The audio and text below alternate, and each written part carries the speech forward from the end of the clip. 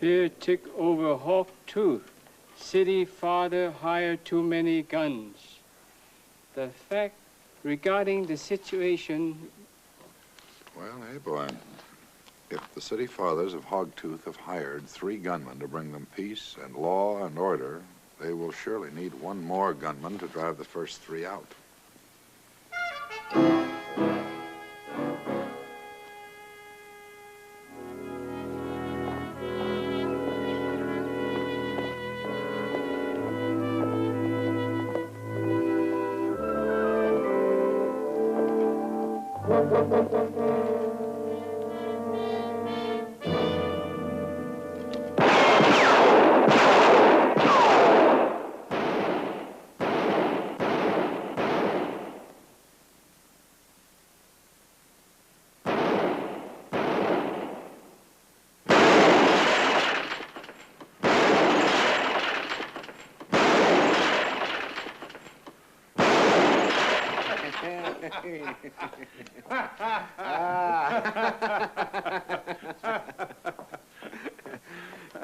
Give us another drink, huh? Gents, I ain't been getting much coffee lately, and I've been... Yes, sir.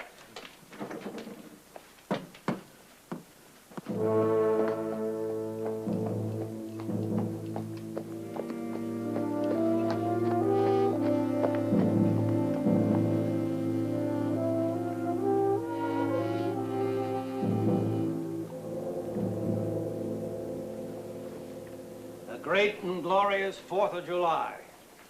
Instead of firecrackers, we got that.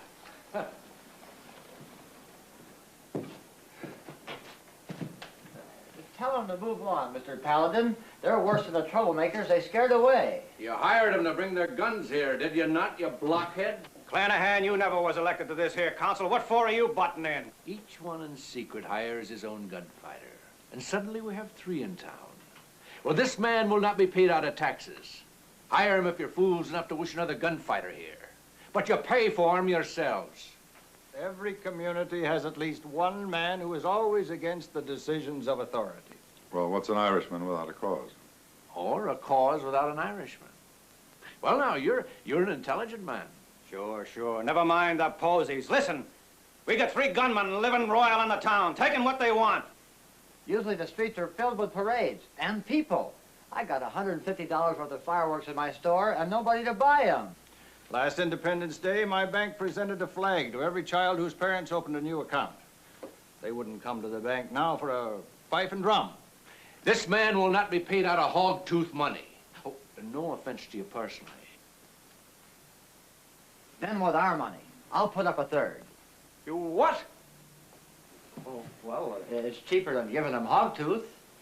Gentlemen, if your employees run true to form, next they will want land, livestock, and your businesses, and the more I think about it, the more I think I should raise my fee. Never mind, you're hired. That's right, you're our man, Paladin. Now, let me give you a little advice. Sneak up on them and get them fast. As you can see, Mr. Paladin, you're dealing with high-minded men. Well, there's 3 against 1. Another thing. The first fella to get is Perrin. Morrissey. Chapineau,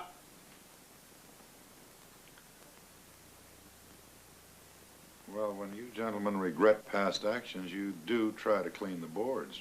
we're 100% behind you, Mr. Paladin. Go get them. Get rid of them. That's the bargain. Well, by whatever means you're forced to employ. Gentlemen.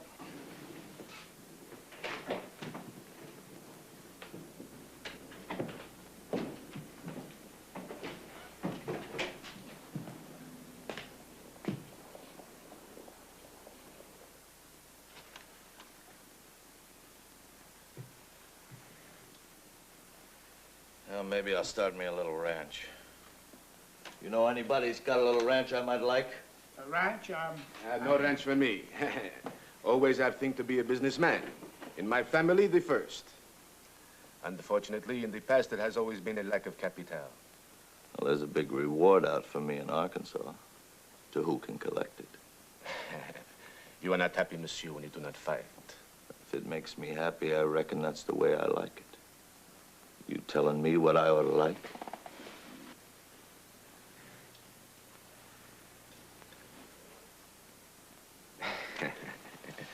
Why should we fight each other? Whoever wins is afterwards alone. Together, we possess the town. It's open.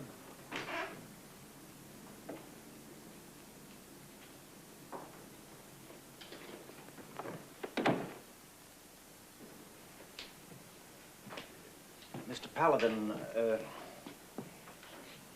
like I said to you a few minutes ago, I'd appreciate it if you make sure of Floyd Perrin. He's the biggest one, and he's real tough. Know what I mean? Floyd Perrin, he's the one you hired. You get him first. Might be a future for you in Hogtooth. Cattlemen can holler all they want. This is all going to be farmland someday. And the man who gets in on the ground floor, you stick with me, Paladin, you'll be well took care of.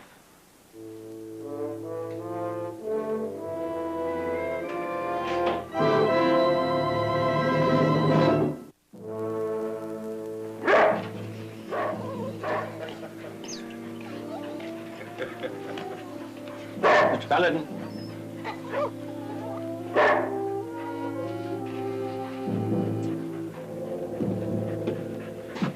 They're in the saloon. Mr. Paladin, the dangerous one is the man from New Orleans, Claude Chapinot. Tend to him first. And if I do? Well, we may talk about other things then. You strike me as a good businessman.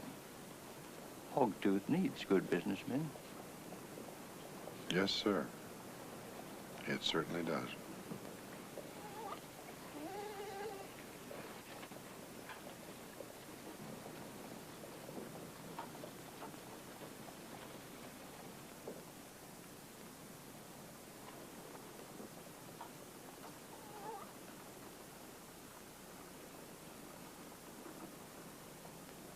Is something wrong? No. No, I just wanted to be sure that you agreed with me that Kid Morrissey is the first one I should annihilate. Do you think you can do that? Well, that depends. You come and see me afterward. See me first.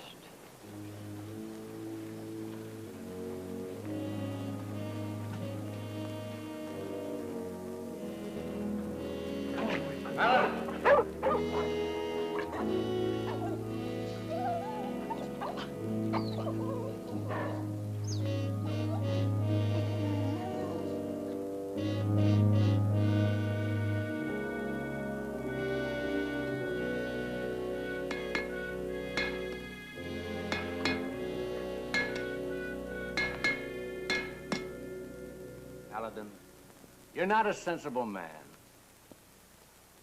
It's a glorious 4th of July, Independence Day.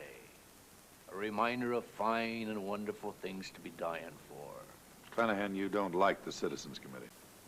Could you be liking men that lend money only to them that surely cannot repay? Well, it's one way to finally end up owning a whole town. You're moving to the wrong battle, Paladin. The real rogues are standing behind you. The rogues with the guns are the ones I was hired to move out. You'll not last 10 seconds. That is the excellent one I am to be flapping with the talkative tongue. I have spoken many a beautiful phrase upholding the flag and the sacred Constitution. But do I say I'll be going in there with ye to make a lovely Donnybrook of it? I do not.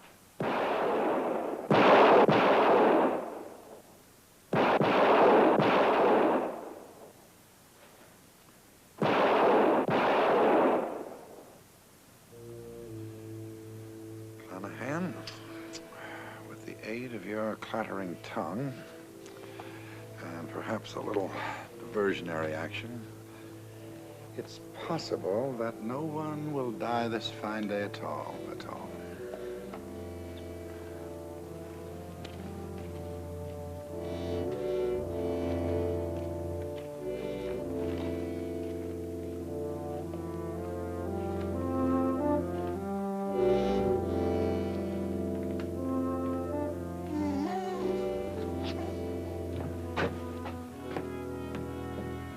I like a good assortment.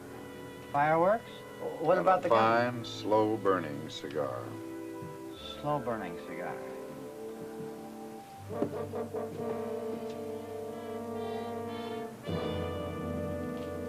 So it is, Dull. We can change that. Make it exciting. Make it into what we want. Make it ours. We could open a casino. Bring in girls. Man, I never figured to own me a whole town. Gents, I ain't been getting much coffee lately, and I think I better... Shut up. This ain't no drink for celebrating. Bring me something that bites back.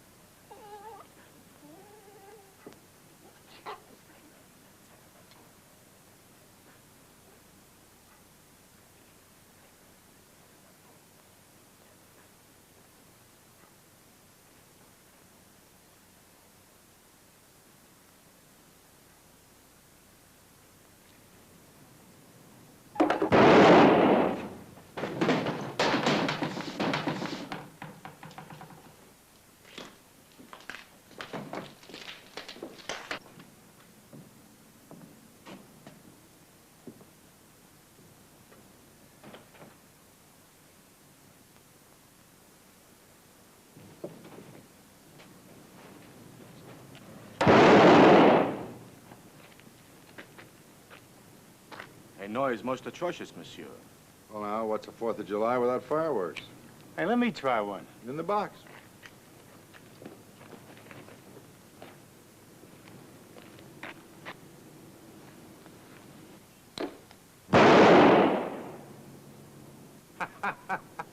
Try it.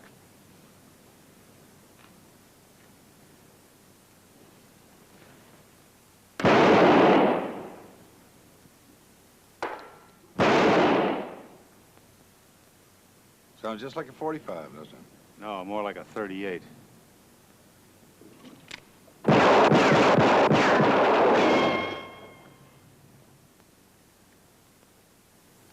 That's a 45.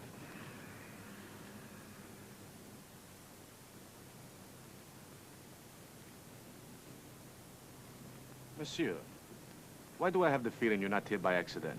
Because, Monsieur Chapineau, you are not a fool. You have business with me. With all of you.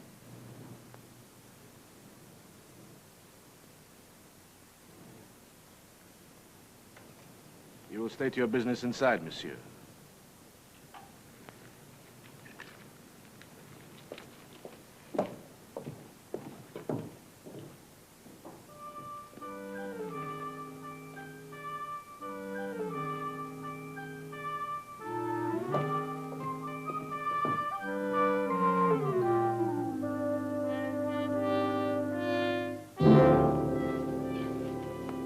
I don't trust a man that don't pack a gun.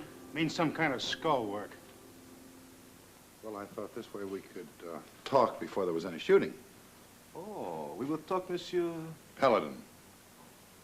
And me you somehow know. This is Monsieur Perrin and young Monsieur Morrissey. You heard of me? Kid Morrissey. Paladin. San Francisco, of course. Yes. One hears of one's colleague, eh? Monsieur, this one, oh, he is a fighter. But he is one of us. I never heard of him. There's still champagne, Monsieur Paladin. We will drink and listen to your business. The champagne. Gentlemen, in ancient days, the city of Jerusalem couldn't settle its own quarrels. So they called in the Romans and asked them to arbitrate the quarrels and police the city. And the result was that the Romans became their masters and Jerusalem never recovered.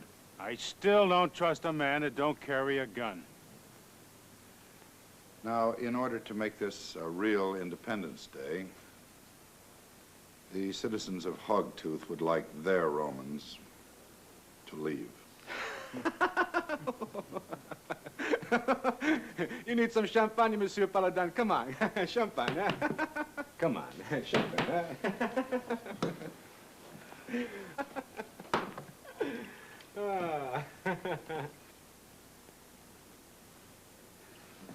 Drink. And I'll get my cup of coffee.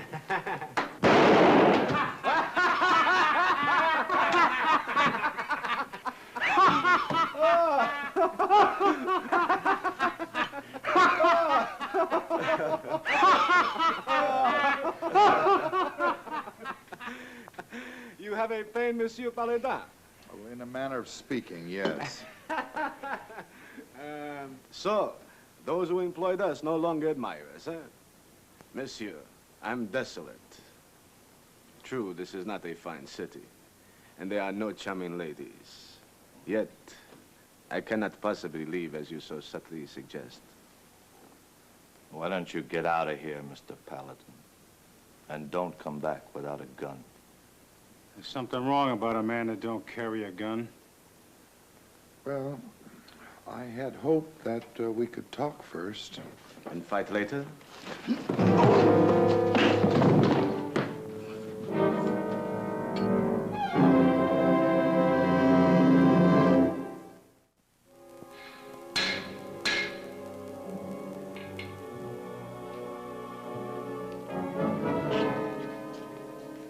Is that the way you fight Romans, monsieur? Mercy. Perhaps he would now prefer to have a pistol.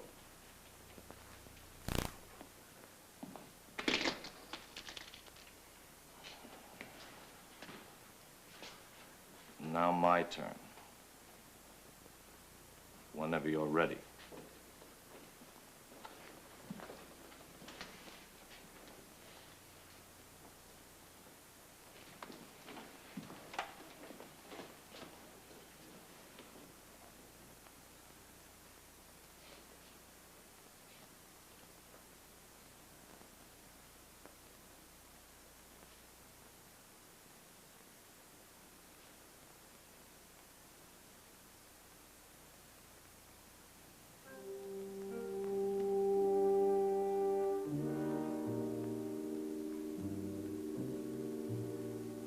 Come on, Paladin.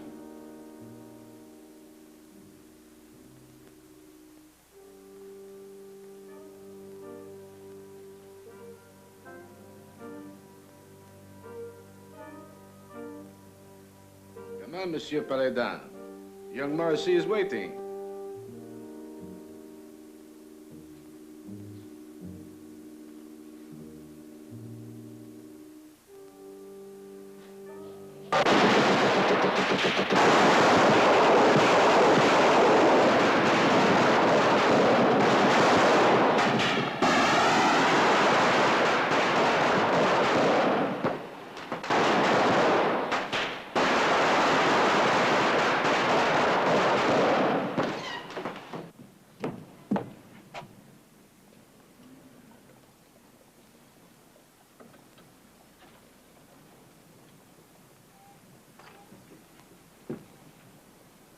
He done it!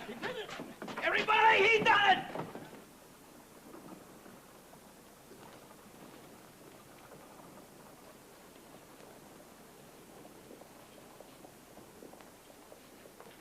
You fellow citizens, gather around. I have something to say to you.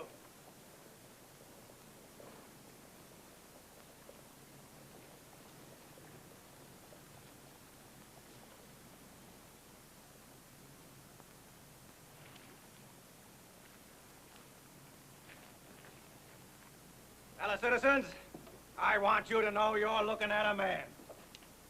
I want you to know that as a judge of character, I'm for keeping him here. Let's put a badge on this here man so he'll keep Hogtooth as clean. Is there a doctor in this place? Here I am. What can I do for you? In the saloon, doctor. Now, let me see. You wanted me to kill Perrin first. Well, I didn't exactly... You offered me a bonus to kill him first. What's the matter with you? You had a deal with Perrin before you ever brought him into this town. The same deal that the other two made with their hired assassins. Each of you was going to bring a killer into this town to clean it up. Then the man was going to stay on as your personal enforcer. Whoa, now just a minute there. What kind of scandal is this that's being laid on the town's top council? Partridge, talk up, man.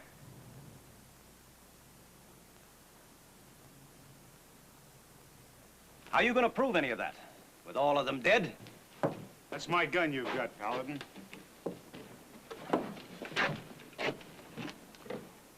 Well, now, shall I give it to him? Now, you can't scare me. What he said ain't true. No, don't do it, Floyd. I would have kept my word to you, honest. I would... Shut up.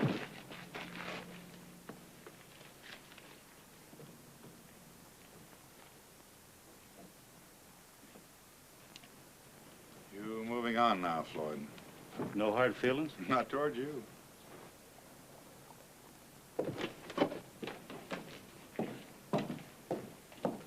Now, Kid Morrissey has a broken arm, but his memory's in very good shape. Chapineau will survive, and you two owe me a bonus. I'm a responsible banker.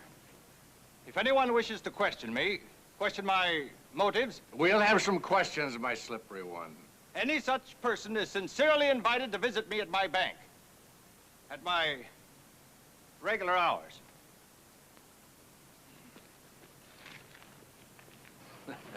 Paladin, 'tis ever the same. When the thunder and lightning is done, 'tis the vultures who emerge from their holes dry and unruffled.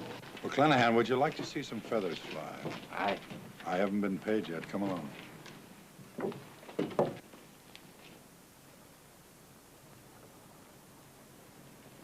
Dilbury!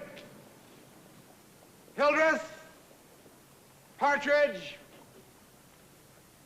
I'm gonna count 3, and I want you people right here in front of me. I have to go get my gun. You won't like the end result. 1!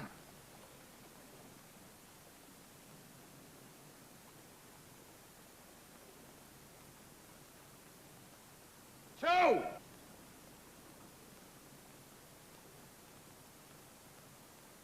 3! Here I am, Mr. Paladin. I hear you, Mr. Paladin.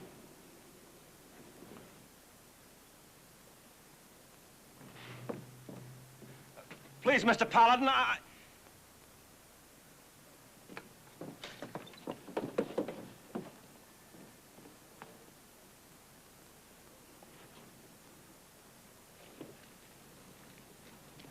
Gentlemen,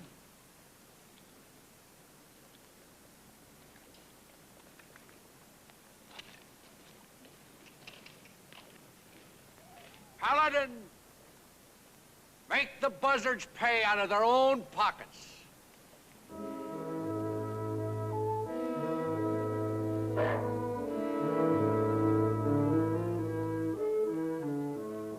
It's going to be a glorious 4th of July after all.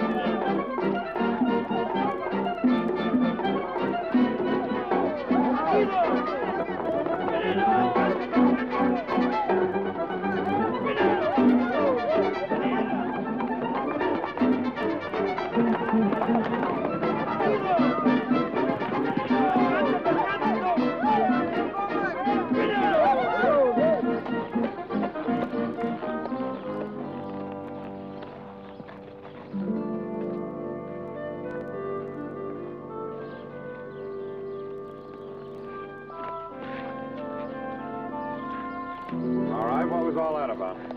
They are evil men, sir, who should themselves be driven from the settlement. Why are they driving you out? Woman, sir. Where a man himself so handsome should understand. Well, since you seem to be in no further trouble. Oh, sir, for saving me, I will watch out for you always. I will be an angel hovering over you.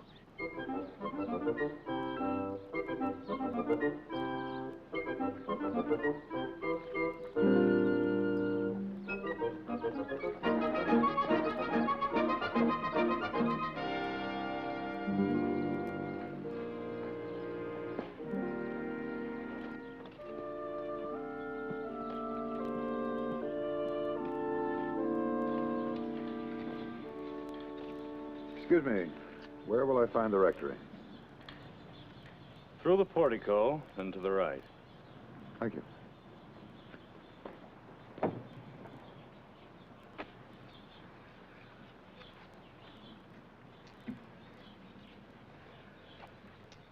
Excuse me again. I have a feeling I should have phrased that question differently. Where will I find the Padre? What gave me away? Padre, you have a certain twinkle in your eyes. You're a very discerning man. Shall we talk in the patio?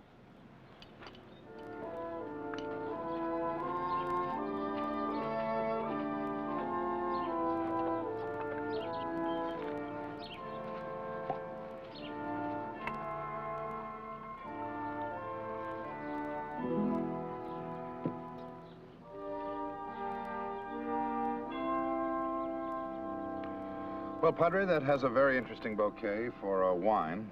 But you have another preference? Well, a friend of mine in San Francisco told me about a brandy that is so rare that finding a single flask of it would constitute something of a miracle. Chateau de Train, a private stock of 1780. That would be such a brandy. As a matter of fact, Chateau de Train 1780 is the very brandy my friend mentioned, and he said he knew of only one such flask in existence. Yes, its fame has spread among connoisseurs, but it's not for sale. Well, Padre, for a tired traveler who's ridden many dusty miles, 2 drops, one for the tongue and one to roll between the fingers, surely that's not asking too much. My friend, that you even imply I could permit such a thing. And from a man who calls himself Paladin? Now, is knighthood dead, then? Are Coleridge's lines a fitting epitaph, after all? The knight's bones are dust, and his good sword rust. His soul is with the saints, I trust. At least you don't disappoint me. At least not yet. I want to show you something.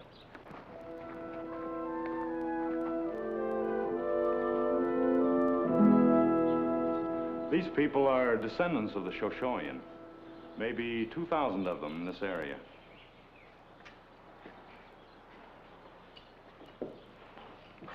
Now, tomorrow they begin celebrating the Festival of the Harvest. It's still about half pagan, but I'm working on that. There is, however, another problem. Father, I never for one moment entertained the idea that you brought me out here for nothing. Do you know something of this place?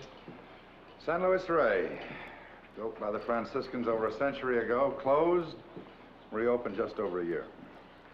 Well, those early monks brought a very old and treasured relic with them, a statue of St. Francis Assisi, their patron saint. He who loved all God's creatures. And who was loved by them. That statue was also loved, Paladin, by these people. But it's been stolen. Now, if it were to be returned for their festival, it would be almost like a miracle to them.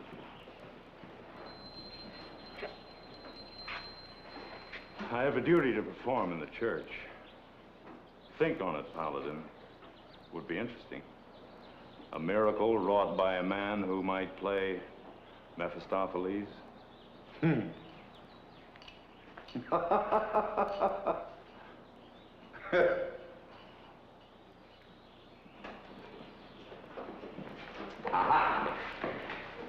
Mention the devil, and his horns appear. See, but I overheard and I have some information. Beyond the mountains, there is a little town called Sierra Roja, in which there are 3 strange ladies. Ask them about the statue.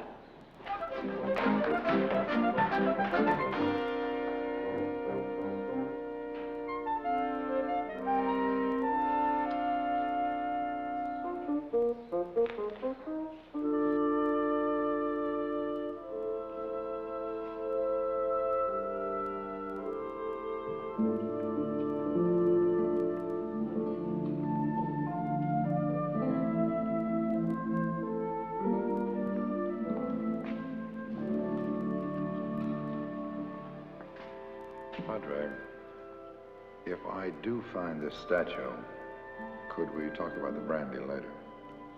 Yes. Yes, we could talk.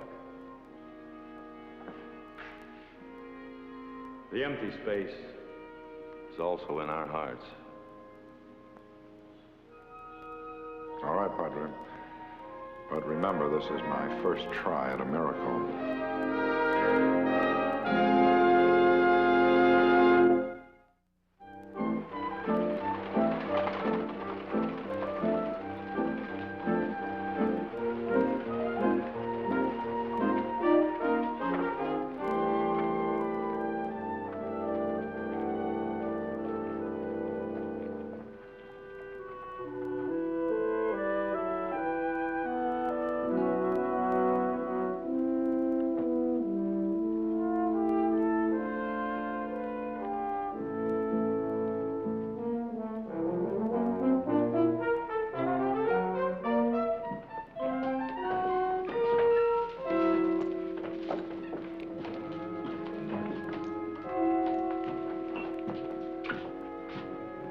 About the only time we got action on that cage is weekends, but if you'd like to. No, thanks.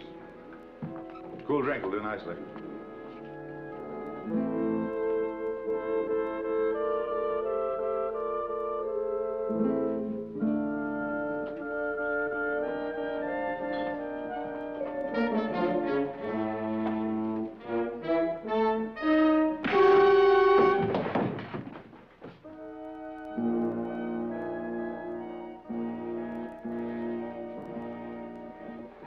All right, mister. Put it back. Friend, where did you get this? It's any of your business. I bought it. Well, I'll give you what you paid for it. I'll even throw in a little extra for your trouble, all right? Look, it's not for sale. Now put it back. This is a religious relic. It has great value, but the value is purely religious. And it would mean a great deal to a great many people if it were put back where it belongs. Now, who are you trying to fool? That was found in the catacombs of a heathen temple in Mexico.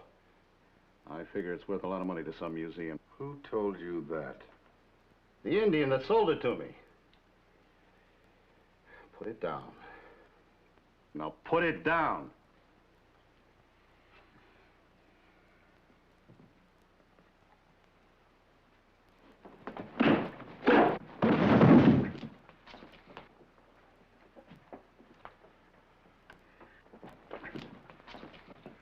Now, I am walking out of here, and I hope you don't try to stop me, because the first man that squeezes the trigger is going to be the man that I kill.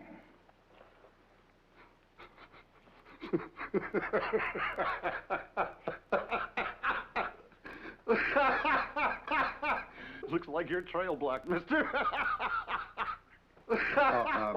Ladies, if you'd just stand aside, please. And la vida, never. Senor, put San Francis back before you drop him. Madre mía, por favor, señor, por favor, bestia. Ladies. Will we move? Never. Es verdad. Every step will be on our bodies. Please, put him back against our holy wall.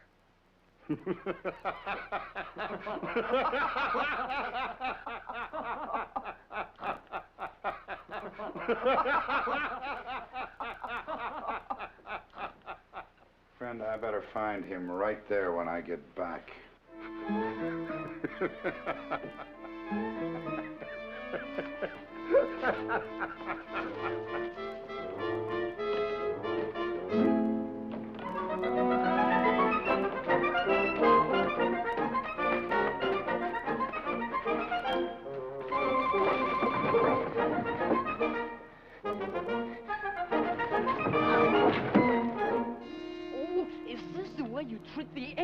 law protects you? No, this is the way I treat a thief, a stealer of statues with a double-forked tongue.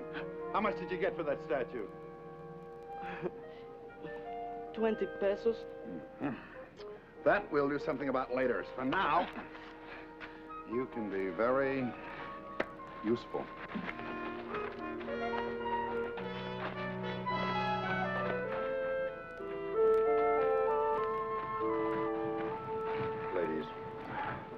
Ladies, the statue in the cantina, that statue belongs to a mission over the mountains. And it seems to me that 3 such persons would want to see the statue returned to the mission where it belongs. Senor, the mission we have heard has many statues. We have only one. See, it is our shrine. Now you understand. We can be friends. What do they call you? Howard. I am called Faith, Hope. Maria. Oh, and this is Paco, who you have to thank for bringing you the statue. We know him. No se aguanta que a todo el mundo le ha robado. Sí. ¿Verdad que sí, María? Yeah. How much did they pay you for the statue? Only a few pesos. Ladies, if you will excuse us, Paco is about to volunteer for a very dangerous mission. Muy bien, señor. Castíguelo bien. Lléveselo que lo castigue. I misunderstood. Did you say that I was to volunteer for some dangerous act? That's correct.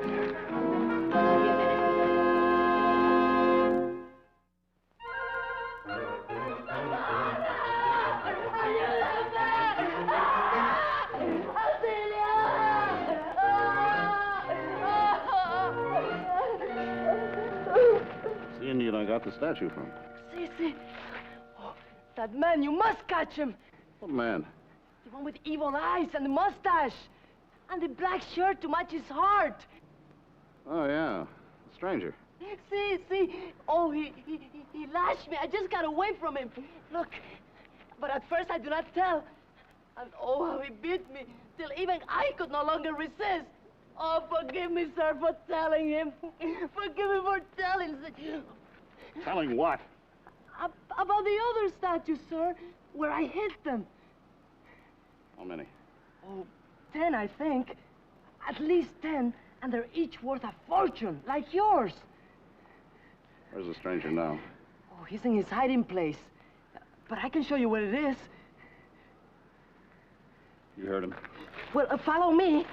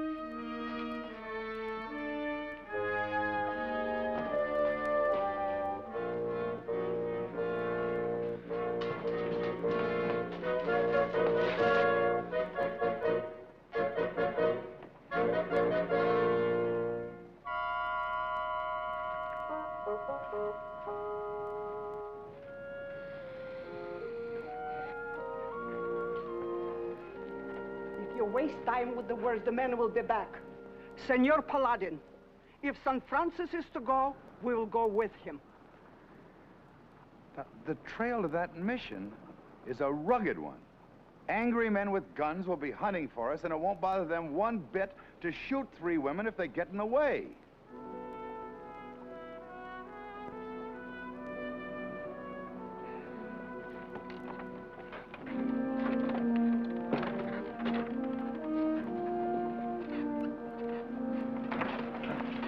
Get out.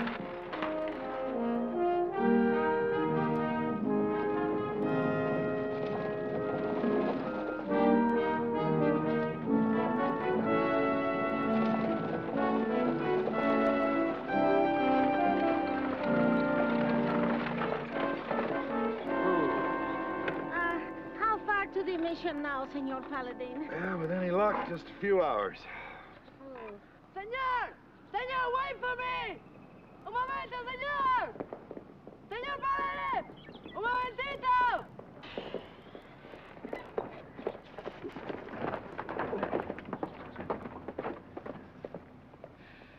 Where did you get that animal? When I escaped from the bad man, my horse is shot. Later, I borrowed this one. Well, it belongs to the Pimas. Now, how far are those Indians behind you? I do not look back. I fly to find you.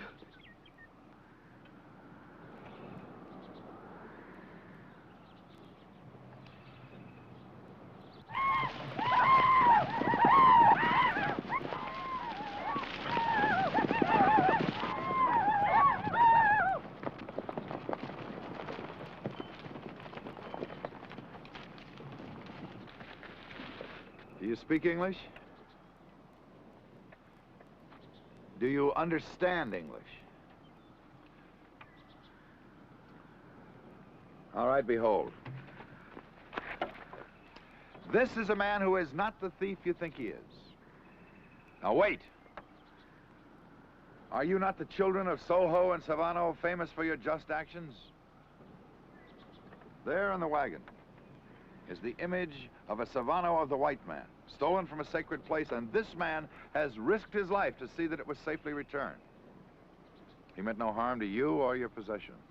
It's the time of the harvest festival, a time of peace. To see proof that my words are straight, ride with us to the mission.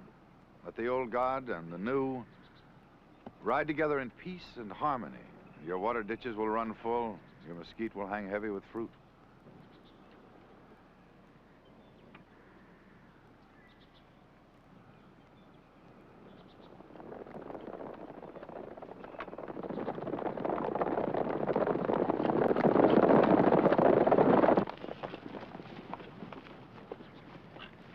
All right, friend, what do you want? You know what I want.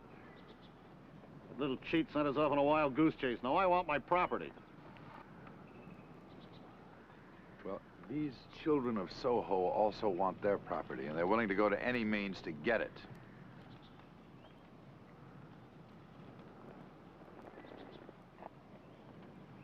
I told you that that statue meant a great deal to a great many people. You should see that I spoke the truth. Besides, you've got your money back. I left $20 on the bar. $20? I gave that little crook $50.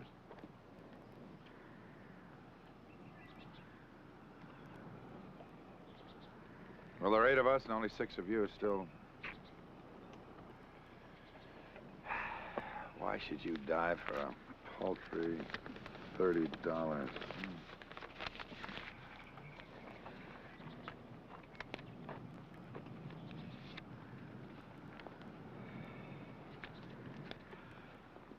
How do I know you're not going to steal that statue yourself? Very simple. You ride to the mission with us and see with your own eyes. We don't ride with Indians. Friend, they understand English. You don't come with us now, they'll consider it an insult and insist on staying here with you. I leave it to your imagination what'll happen in 1 second after I'm out of sight. All right, Paco. You ride ahead and tell the Padre.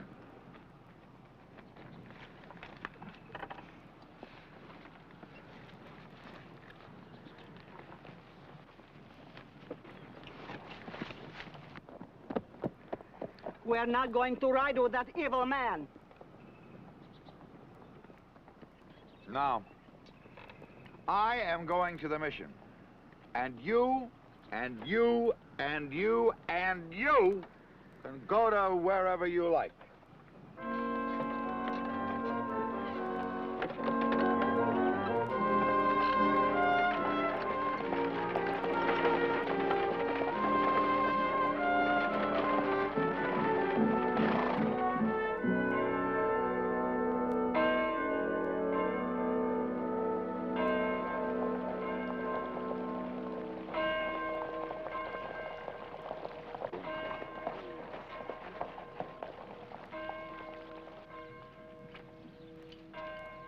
Converts, Mr. Paladin? Father, I leave that miracle to you.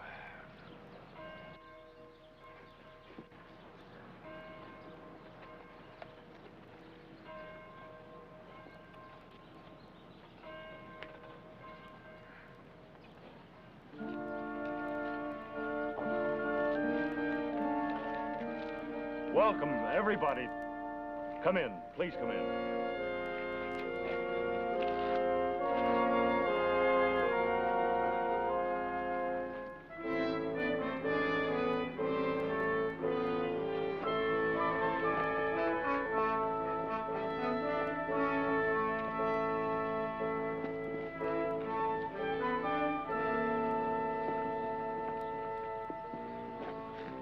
Go in, please.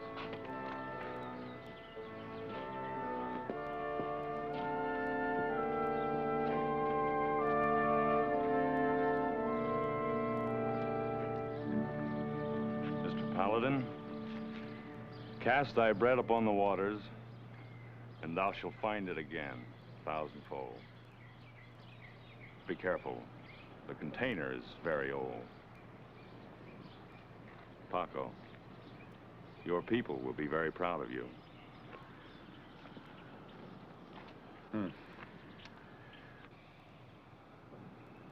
Well, we might as well join them. And I'll forget about the extra $30. I have guarded you well, I still live.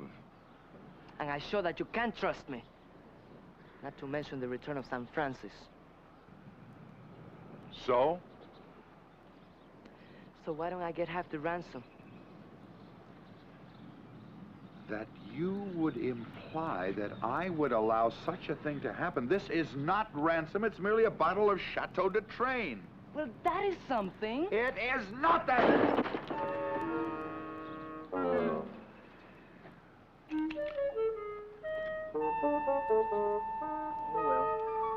There's still the festival. Yes. At least praise be for Brother Wind, and for the sky, and for the clouds, and all thy creatures.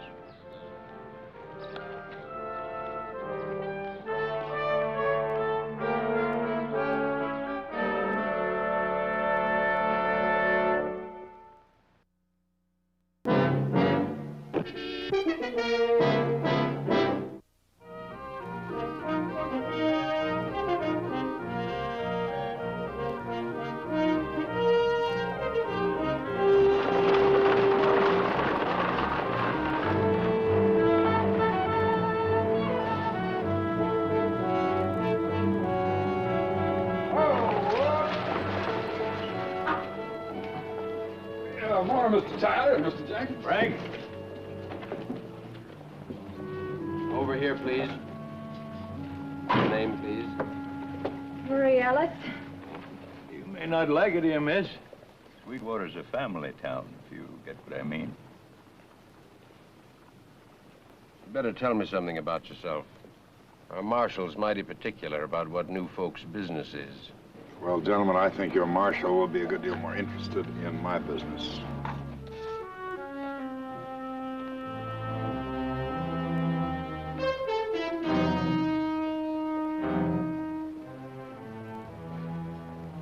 I wait a long time to meet him again.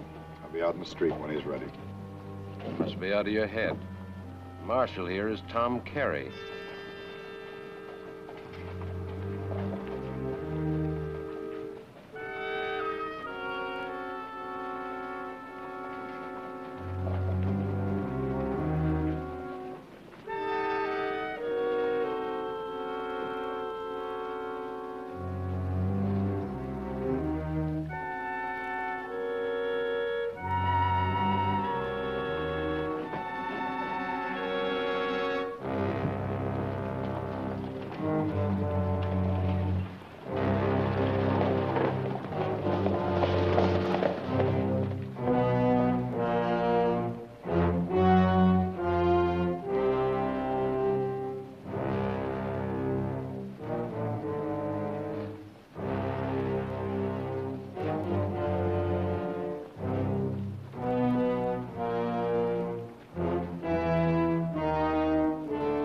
Always was a mite too sure of yourself, Paladin.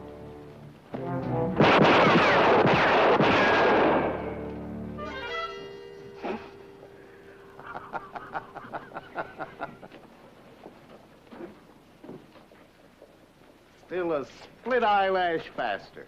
Always was, always will be. You know, I was beginning to think you was dead. Well, I wondered the same about you. Army let the scouts go, you just dropped out of sight. Well, with the buffalo all gone, the Plains tribes breaking up, just didn't seem to be no place for me.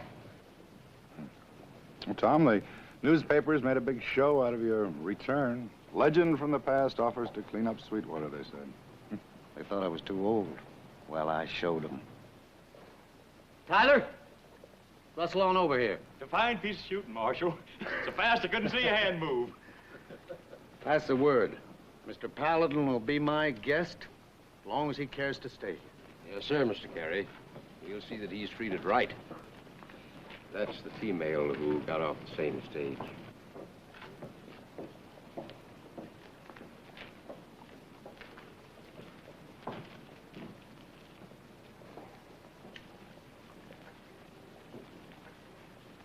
Tom, that is Marie Ellis. I understand she bought the Gold Lily Saloon from a man in Abilene. Bill Houghton didn't tell you he was going to sell his place to a woman? No wonder he didn't come back. I'll look in on her later. Gotta be careful things don't slide back like they was before I came here. Come on. I'll show you a town that's run like a town ought to be run.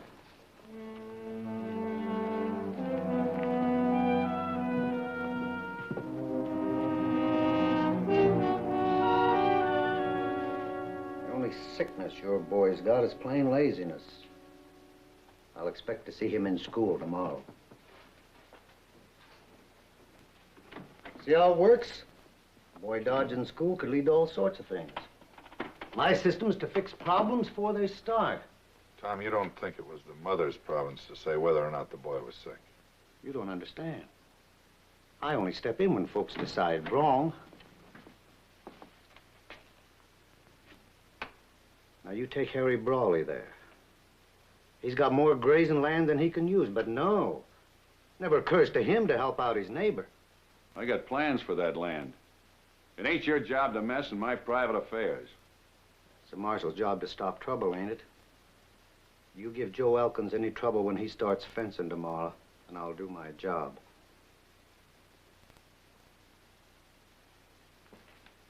Him and his missus are giving me more bother than any 10 families. It's funny. Me, who never lived in a town in his life before, and the minute I walked in, I could see what was missing. Like skinning a buffalo. There's a right way and a wrong way. Folks just need someone to show them the right way. Yes, sir. Trouble can start even in little things.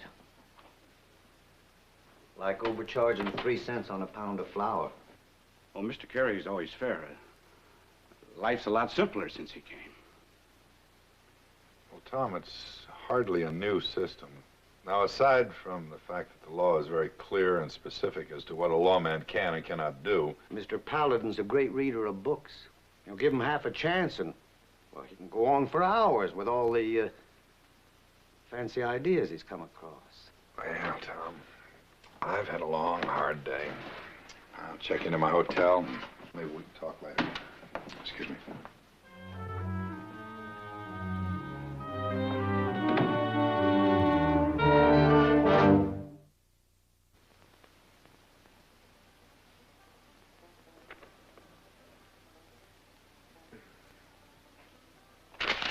You can tell Marshal Carey.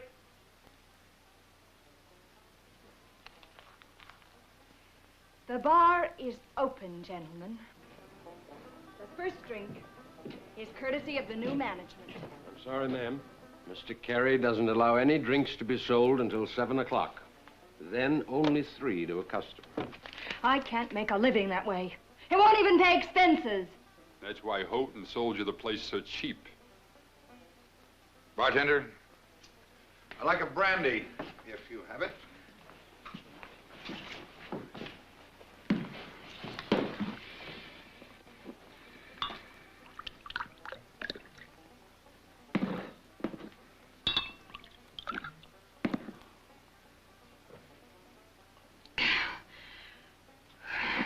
Ooh, Marie.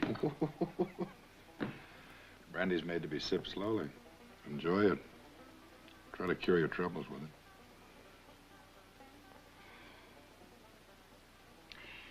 Have you known him for a long time?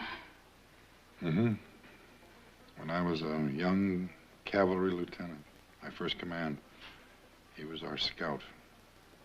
I guess he was just about the best friend I ever had. Is he really faster than you? He says so. Well, men change, Paladin. And when they do, it can be awful dangerous if your feelings about them don't change, too. Take it from someone who found that out the hard way. Well, look at all the yellow bellies. Just waiting around for permission to breathe. Harry Brawley makes up his own mind, honey. I've already had one. You could just serve me up another. Bring the man a bottle. Maybe what he's got will be catching. Now, that is the bottle there, friend. I'm the manager. You can set me up, too. Maybe it's high time some folks around here started do...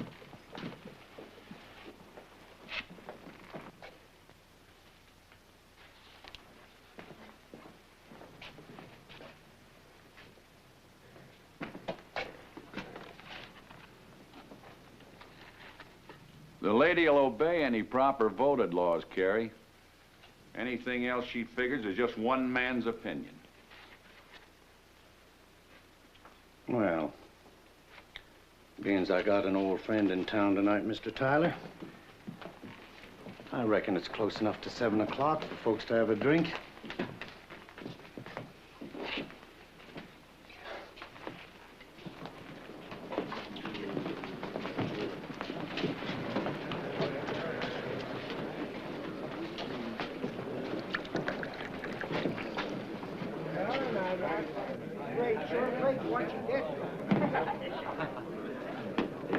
Let's have another bottle down here, Nick. Sort of slithers. Like a mountain cat when she moves.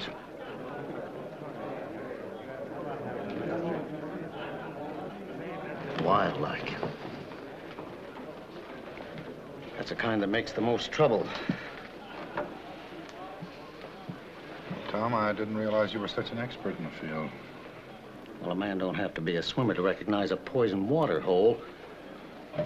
Now, listen. You didn't see what it was when I came here. Brawley was so worried about a few acres of grazing. He couldn't raise cattle as fast as they was being stole.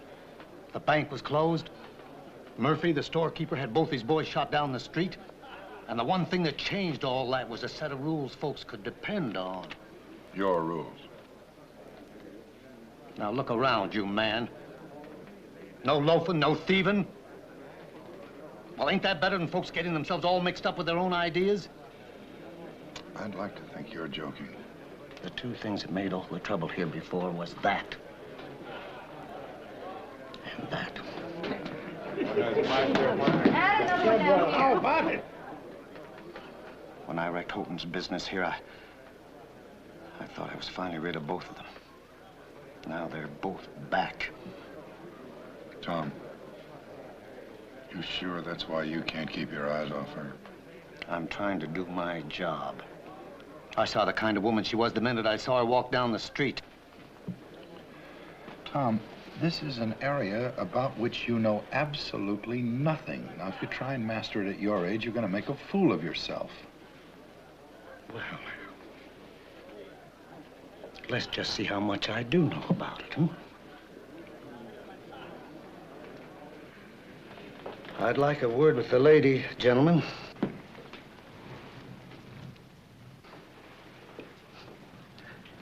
Just struck me, ma'am. You didn't say where you came from.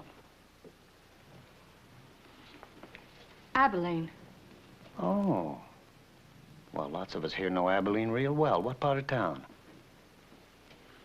Out of town a bit. Sort of the edge of town? All right, Tom, that's enough. You don't have to answer any more questions. I'd hate to have words with an old friend. Keep out of it, please, Mr. Paladin. I'll have to handle it myself sooner or later.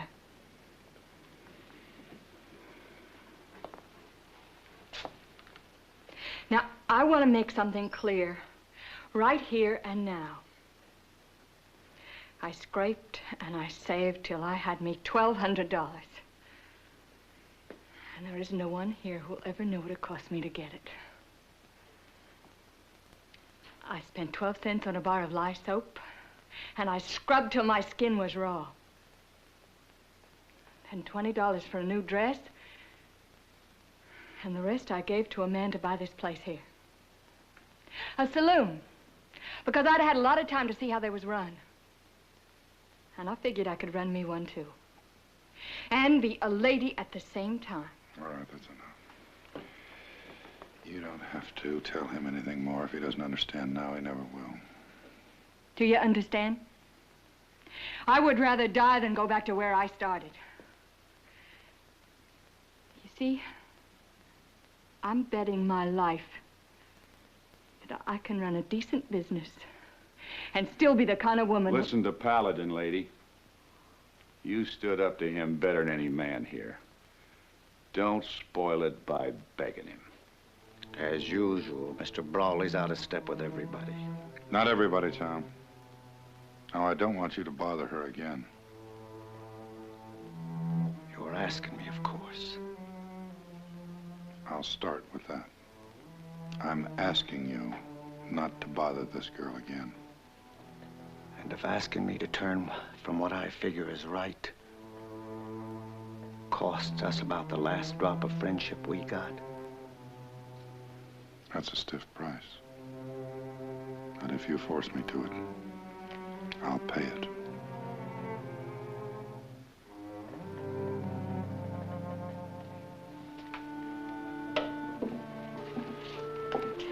I'm sorry. I'm gonna bring my missus down tomorrow to meet you, Miss Ellis. She'll like you a lot, or she ain't the kind of woman I think I married. From what I've seen in Mrs. Brawley, they have a lot in common. Real common.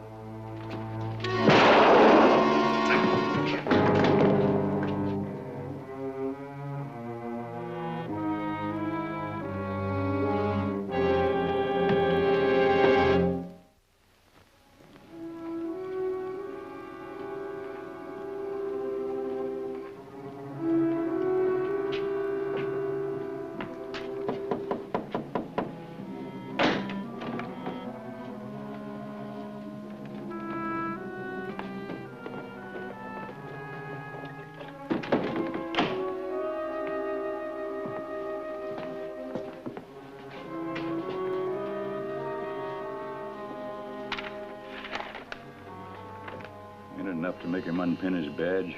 He ought to be hung. Plenty of us would have tried to stop him. But it all happened so gradual. You knew, mister.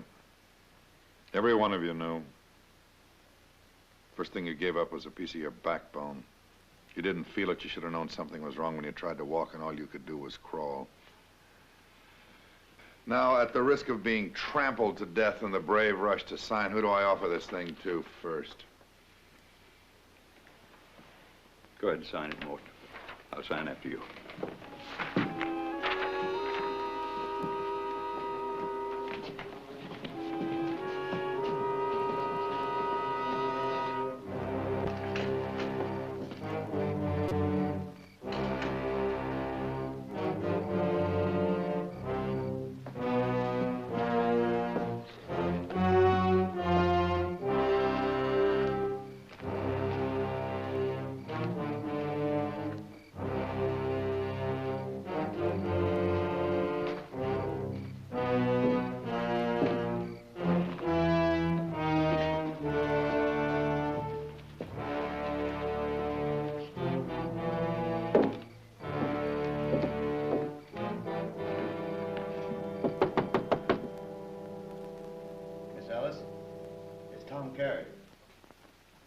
Ed and I'll get the rest of the signatures tomorrow.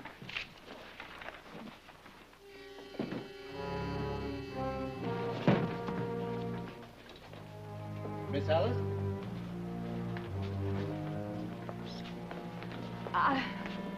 I'm sorry, but I've turned in for the night.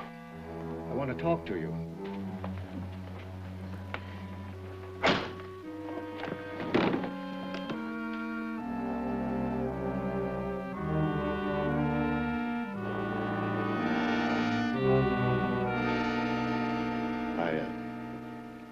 I've been thinking that maybe it could be that well, ain't been exactly fair. Maybe we could kind of talk about it. I'd be happy to talk about it tomorrow. You're mighty pretty, ma'am. Too pretty to be bad, I mean. I tried sleeping, but I kept tossing and thinking how all young animals is pretty wild. Well, that's their way. And how they sort of need someone to guide them. All you need is a little help. And I think, well, maybe I ain't had the practice at this fancy talk like some, but maybe I seem a little old. But please. I'm just not interested. Can't you understand that? Well, you said yourself that everything you got is staked on your one chance here. Now, suppose it, instead of going it alone, it was you and me sort of together. Understand? Well, you said you always wanted to be a lady. Well, folks in this town will do anything I tell them. Now, suppose I figure out that there wasn't anything that was too good for you.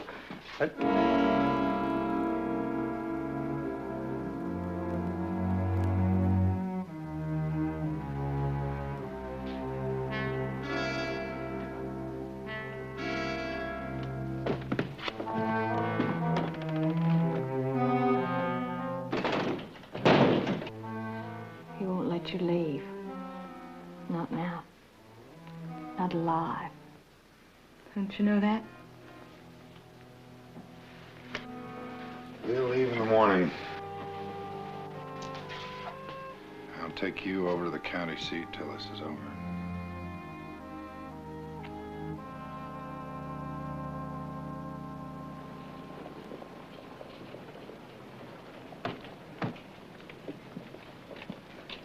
You've got 8 more signatures. Are you sure that'll be enough?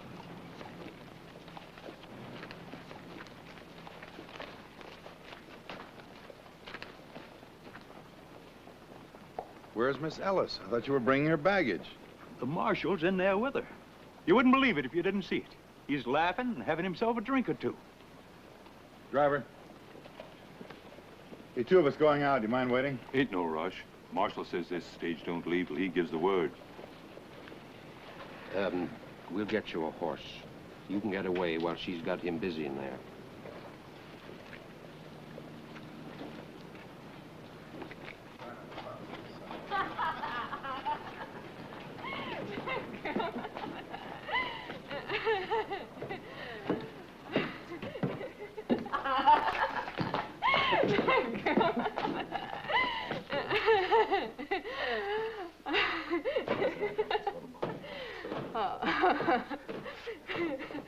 Miss Ellis.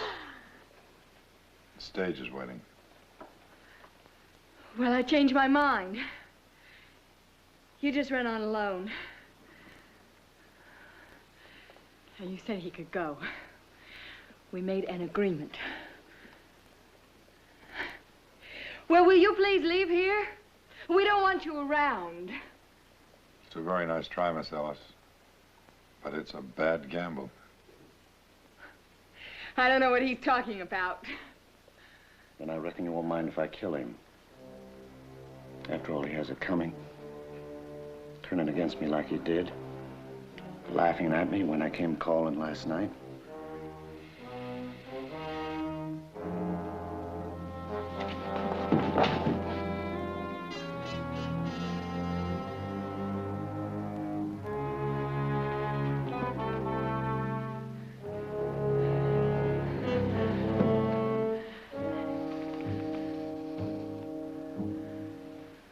I always let you draw first.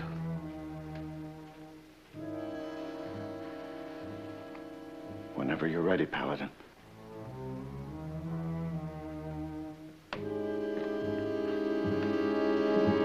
Paladin!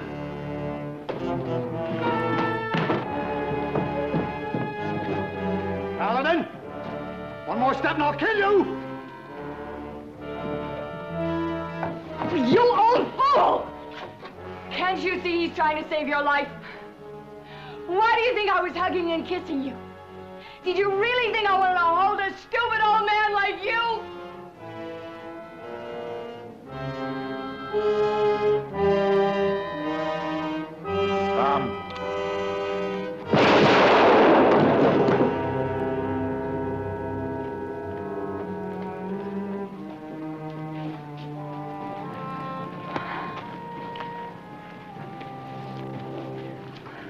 I never killed a man before. I could always beat him. I let him think he was faster because it pleased him. Go ahead, driver. Miss Ellis won't be leaving after all. And I'll be staying on to make some arrangements for an old friend of mine.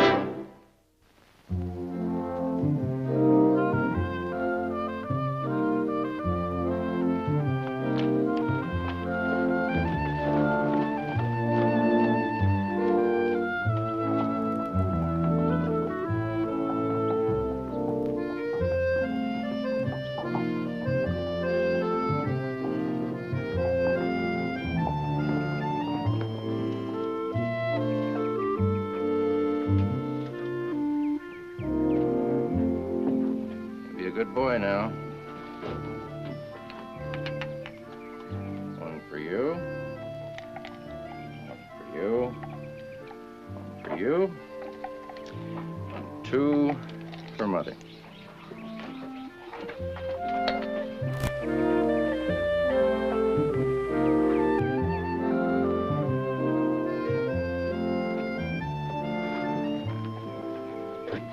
Paladin.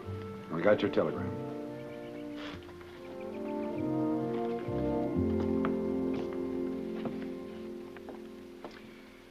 Essentially, you haven't changed. A little older. Well, age, Doctor, is the price of living. Everything ages. Nothing really changes.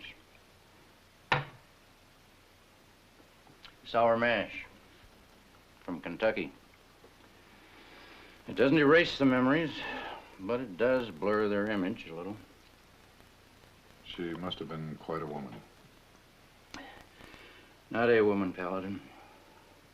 The woman. You didn't know Aurora, did you? No.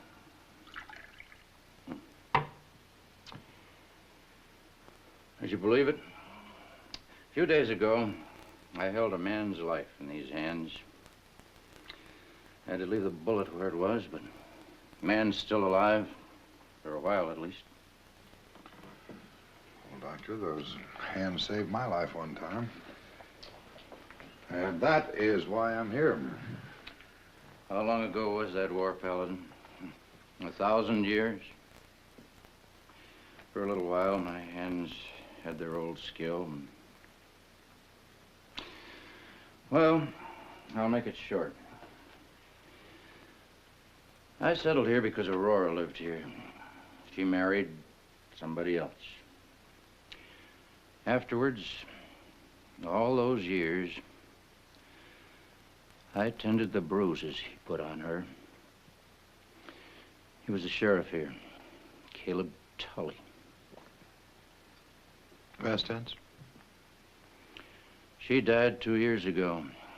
He died last week. They had a son, Johnny, almost 18 now. You see those mountains? He's up there hunting the man accused of killing his father.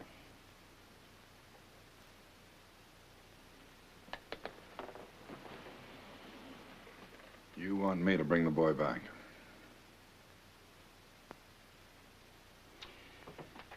Caleb Tully was a brutal man. Took life without compunction.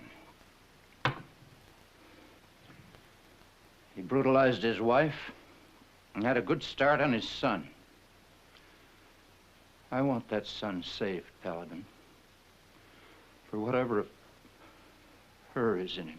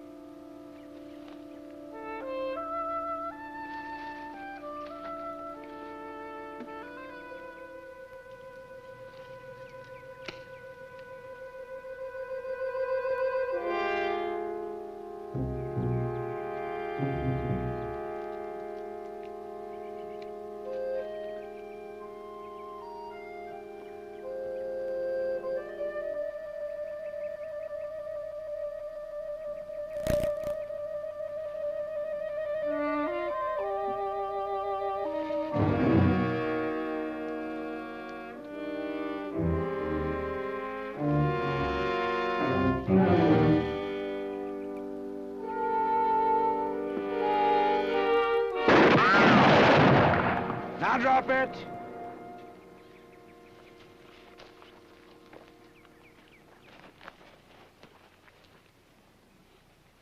It's a rare trick, boy. Well, what you gonna do with me? First of all, who are you, and why the fireworks? You was following me, wasn't you? Name's Cardiff. Noah Cardiff. Well, I was trailing a boy. And so?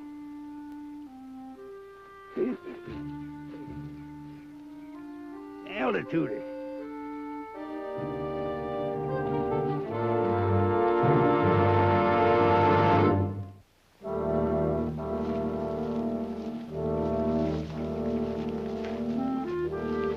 That him?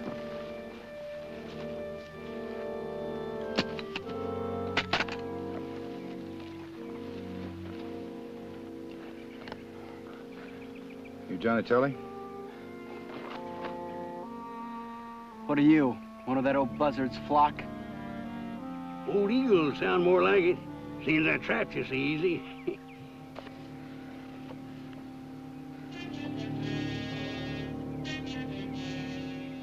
Now, if you are Johnny Tully, I'm here to take you home alive. Yeah, I'm Johnny Tully. Uncle Moody sent you? He did. And he must have sent you after him, too. Because he's a murderer. He said you were trailing a man who was accused of murder. Yeah, I had plenty of reason to kill old Caleb Tully, but I didn't have that pleasure. You lying killer!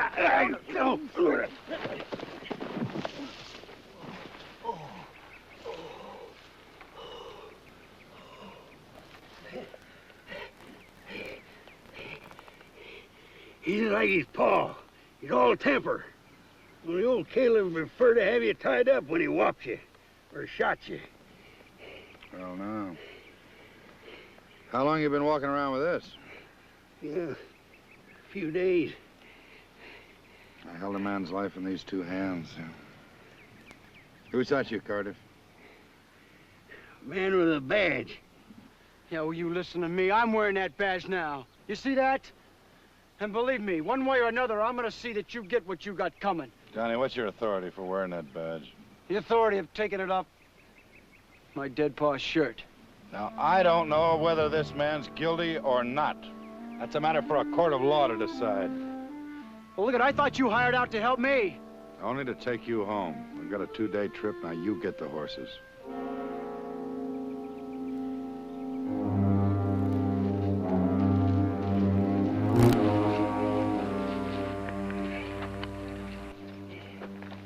Hey,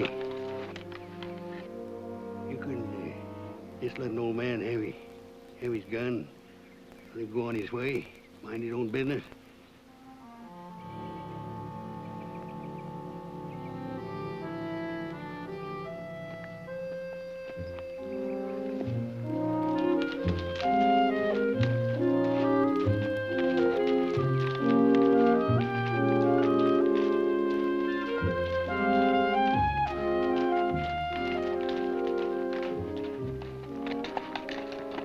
You worried about your conscience overtaking you?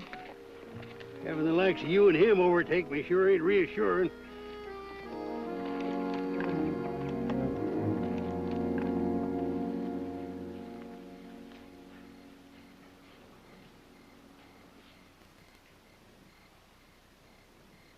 What's the matter? Is this fire good enough for you? I'm still worried about that conscience of yours.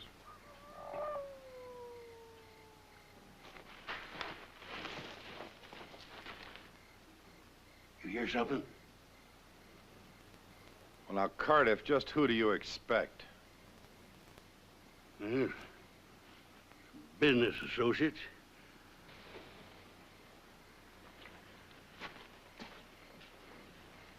You have something of theirs? Of course not. Hey, maybe we ought to move out. This place kind of exposed. How many associates? And Canute, Mule, Sam, the Apache. Johnny, get the horses.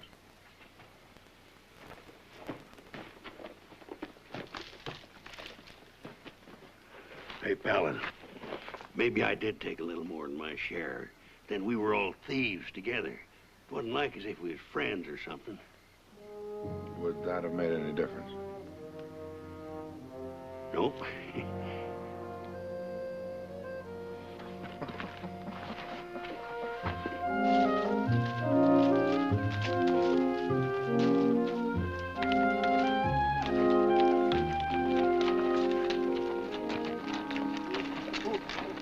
Oh, now. Oh.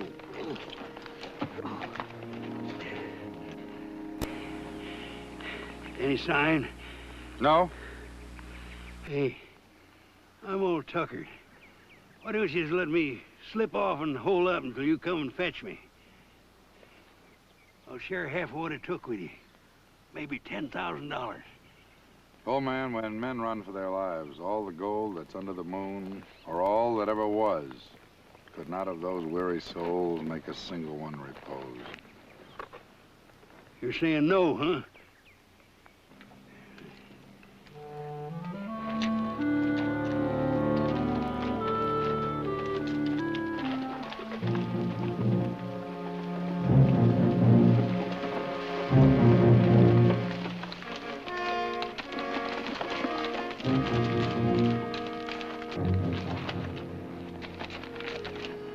They're moving slow. Can't be too far ahead. One in black. He's the danger, son.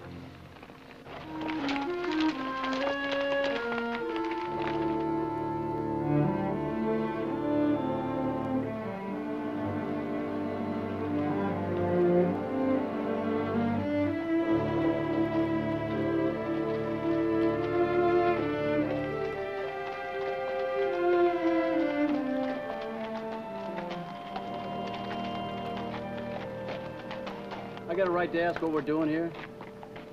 We keep riding, he'll never live to reach town. Help him down off that horse.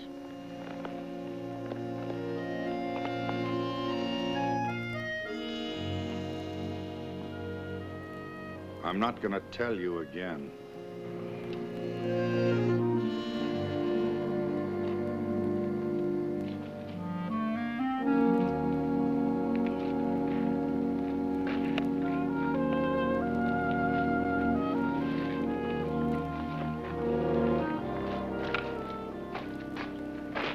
You're sure mighty concerned over a killer.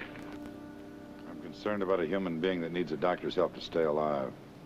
Well, the only doctors in this town are ghosts, Paladin. I know. That's why you're gonna bring Dr. Moody here. You mean right out alone?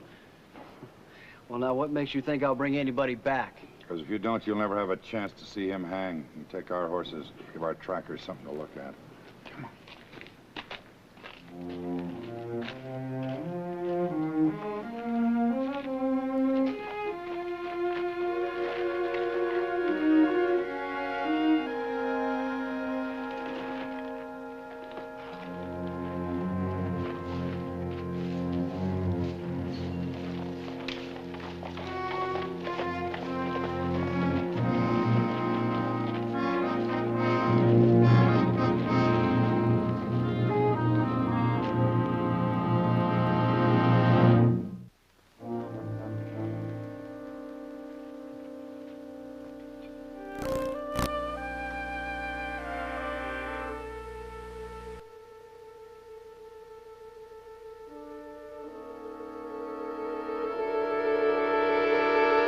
Now, you're all fair and smart. Just unfasten that gun belt.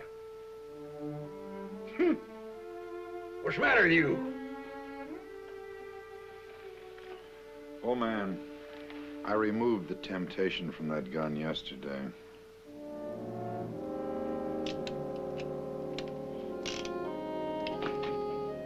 Damn you, Paladin.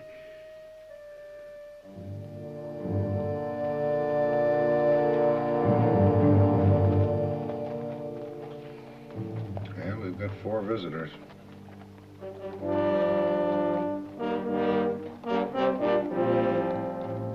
Three of them look like your kind of businessman. The other one's an Apache. Don't talk so blame loud. You want them to hear you?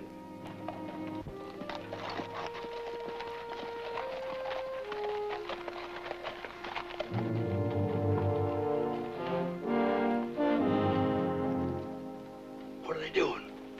Looks like they're gonna camp right in the middle of the street. Listen, Paladin. We don't need to wait for the dock. It'll be dark pretty soon. You wouldn't make it 2 miles. You drive a hard bargain, boy. I'll go 3/4 split on that money with you. Well, you're worse crook than me. You want it all. Is it worth your life? Well, I ought to have a little expense money. But you got no pity for old men. Old man? Old buzzard?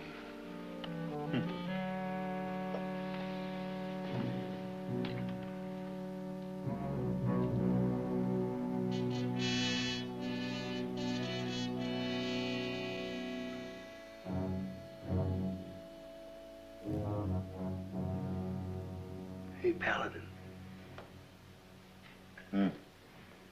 Things are closing in on you, boy. Old man, how long ago did you spend that money you've been tempting me with? Why, how'd you...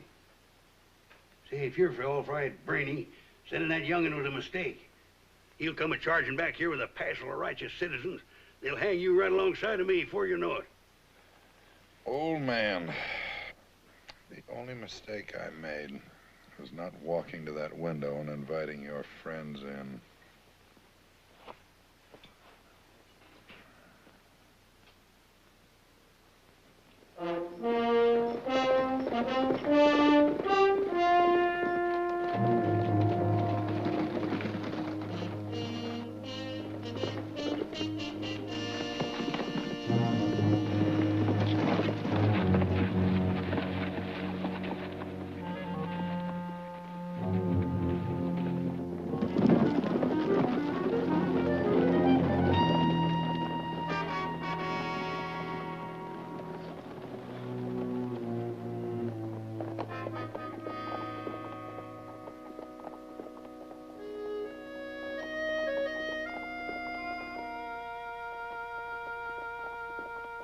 Paladin! Paladin! Doc, up here!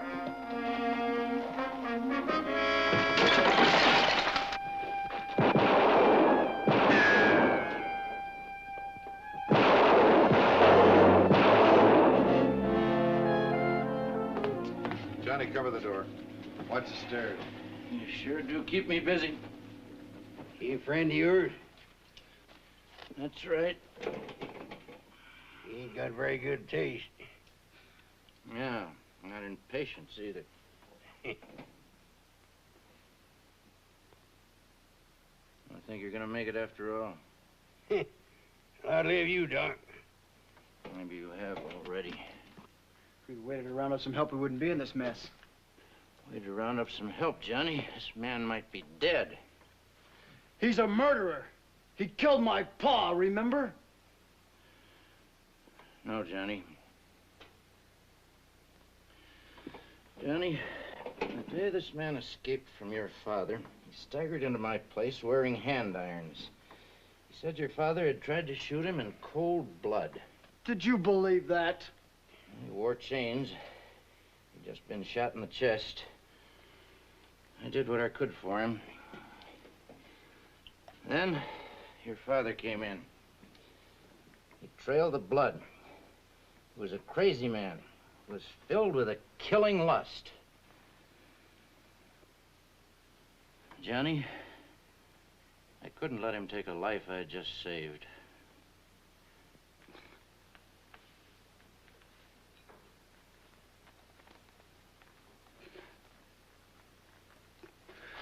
Moody?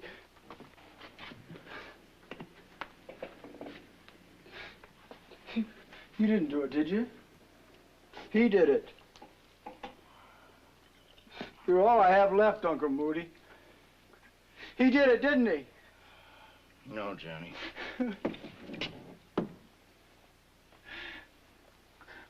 Why did you bring me way back here to tell me?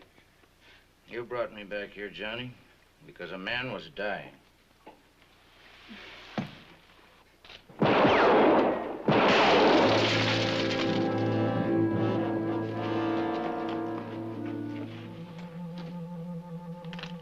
Cover me.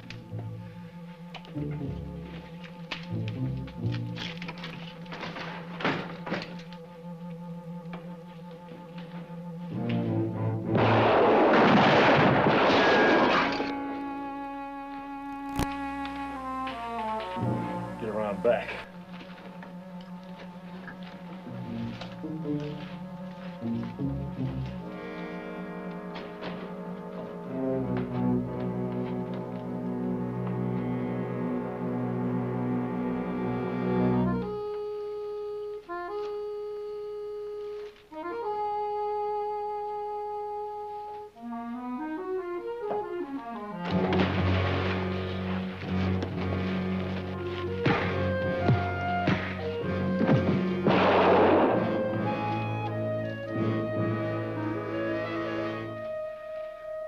Sam, come on out.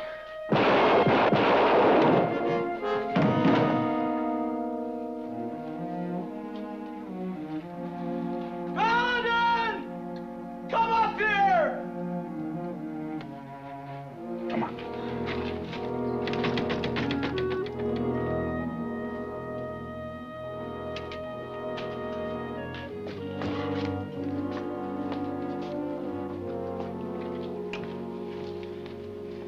dead, Paladin. You know, that old man, he's probably killed 50 people, maybe more. Uncle Moody just killed one. Huh. How's it figured, Paladin? Johnny, I don't know. That Doc, he was a good man. That's the trouble. Good always die young. Is that it?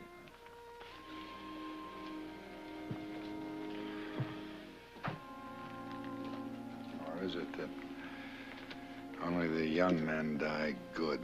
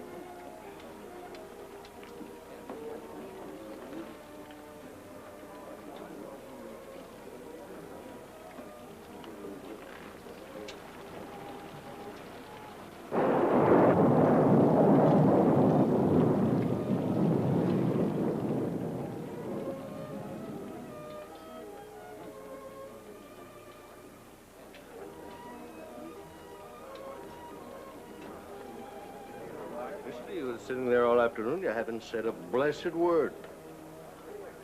Snug as you please, let other people spill their insides out and contribute not a single syllable of your own. And what I want to know is, have you been laughing at me?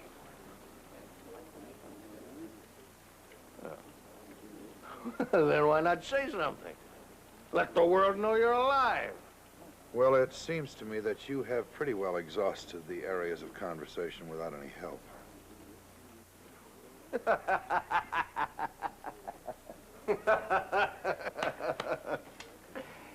Mister, let me ask you something. Are you married? I mean, are you wedded to a lovely creature who treasures you above all earthly things?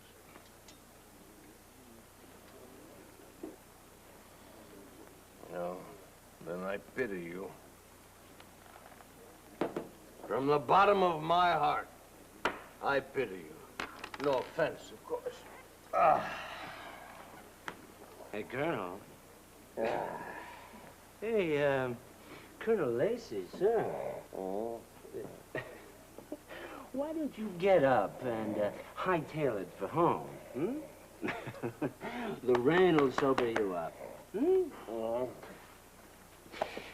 2 days you've been here now, drinking and talking about your devoted wife that you ain't seen for more than a year. You ain't afraid of what you might find, are you, Colonel, sir? Hmm?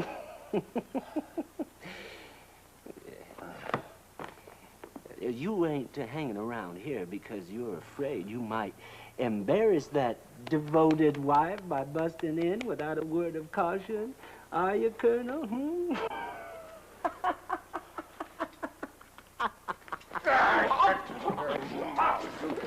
Shut that mouth! Where are you?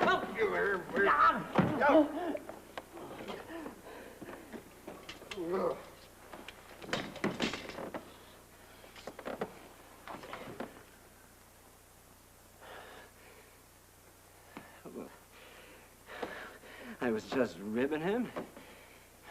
Any man that gets that riled, who is worrying.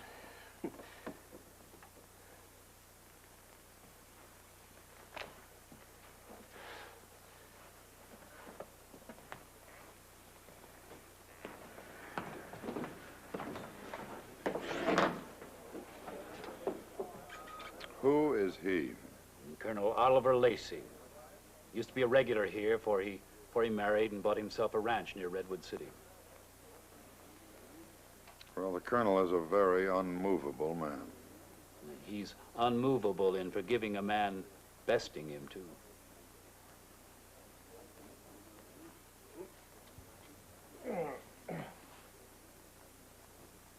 Somebody hit me? Who hit me? You hit me? Well, Colonel, you were in the midst of telling me how unlucky I am not to have a faithful woman of my own, and I didn't want you to get sidetracked. Oh. Well, that's right. I'm a lucky man. I'm a very lucky man. I'll cripple anybody who says I... A woman of valor who can find, for her price is far above rubies, Proverbs. Well, you can say that again. Oh. Barkeep.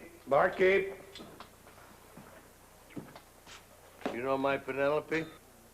It'd been over a year since the last time I saw my Penelope. There's no other woman born of man you can leave alone that length of time and her husband not even give her a day's work. Well, I hope she appreciates the compliment.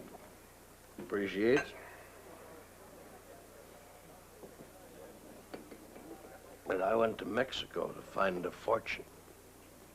Provide her with all the comforts a handsome woman like that is entitled. Well, it seems to me a woman is entitled to her husband's company also. Now, what would you know about how to treat a woman? And in Mexico, many's the night I sat there, lonesome, just thinking about my Penelope waiting for me. True and straight as a church tower. He's above all form of earthly temptations. Does she know you're coming home? What? Does Penelope know you're coming home? A good woman doesn't have to know where a man is every minute. I'm gonna bust right in and surprise her. You mean she doesn't even know whether you're alive or not? Makes no odds to Penelope. To Penelope? Wait a minute. Penelope. She's not like these other women you see around. They painted sinful hussies. Lollygagging around the minute their man's back is turned. My Penelope is as straight as an arrow.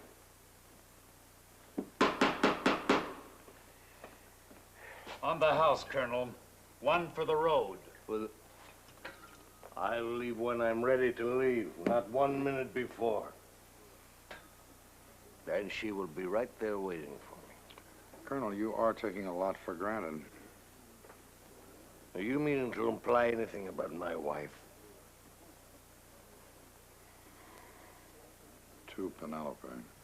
I haven't got anything on it. Not in Penelope.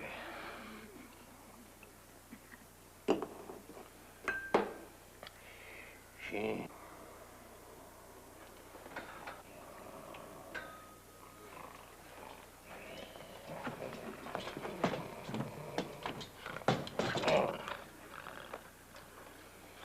Oh, excuse me, Mr. Paladin.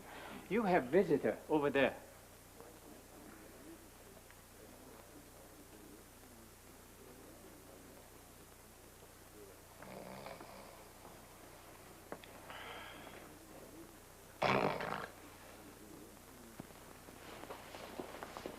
This yours, sir?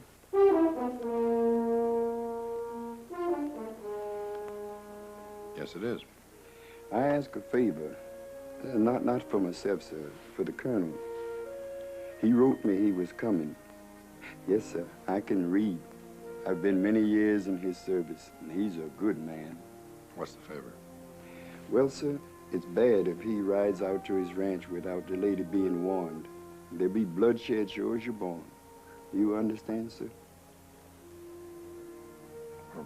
Couldn't you warn him? Well, I'm an old man, and what life I have left is precious. Directions how to get there on the back. Old man. Old man, Where did you get this card? From the Chinese gentleman, sir. He's most understanding.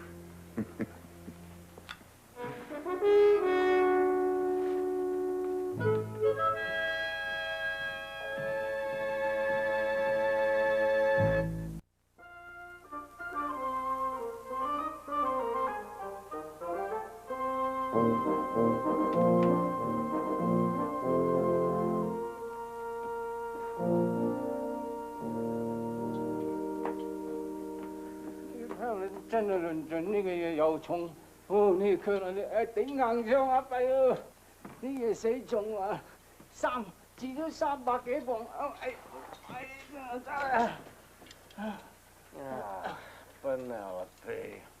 Oh, Mr. Paladin. Go now, go now. Oh, Penelope. What's the matter?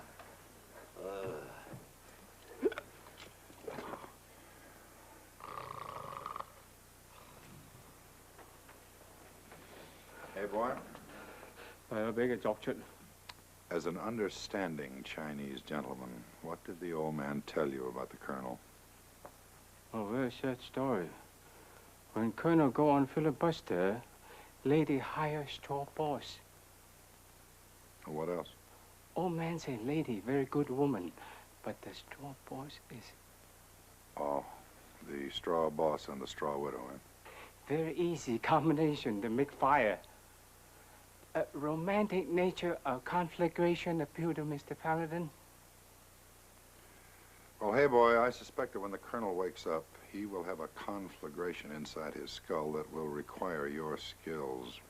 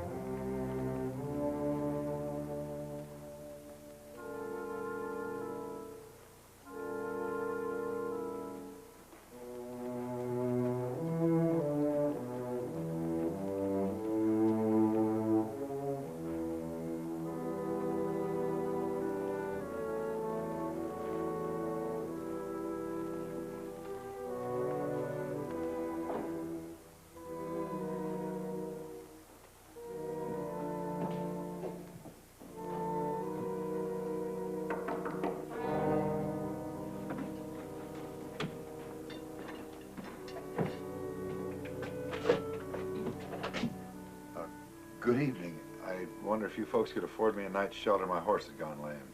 Sorry, mister, but having a stranger around at night would be upsetting to the lady of the house. Oh, I understand that, but you do have a barn and some straw, don't you? Get your foot out of that door. Now, sir, I told you that my horse has gone lame. I have no intention of ruining a good animal. Look, mister, you get going. Now, your horse is no business of ours. Well, perhaps if you ask your wife, she might have a little more human understanding about it. I don't have to ask my wife. I give the orders around here.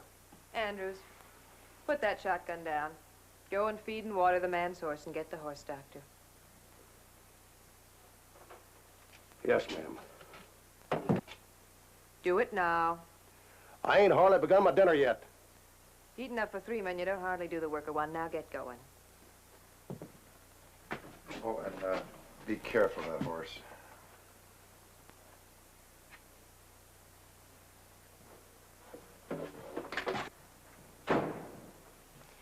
Andrews may lack manners, but he does his work. Well, I take it he is not your husband. Andrews? Oh, now and forever, no. Amen.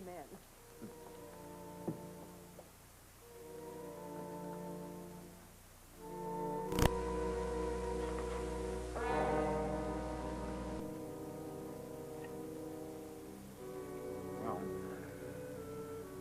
I find it very hard to believe. I find it very hard indeed to believe that you had a husband who would leave such cooking and such a beautiful wife. I had a letter from him 8 months ago. All full of brag and bluster about the city of gold he was about to stumble on. Grown man still playing at soldiering, like a green pup in a paper helmet. As if I wouldn't rather have a man around the house than all the gold under the sun. Well, he must have had a very good reason. He thought so. Heard somewhere about an Aztec temple full of gold. Decided for himself that was just what I had always wanted. Gold.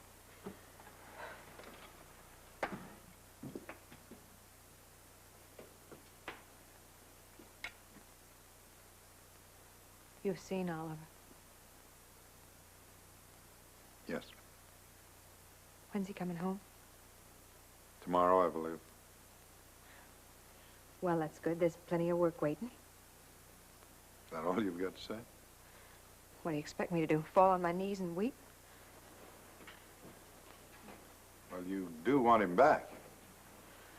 Well, after all these months, every day some man skulking around.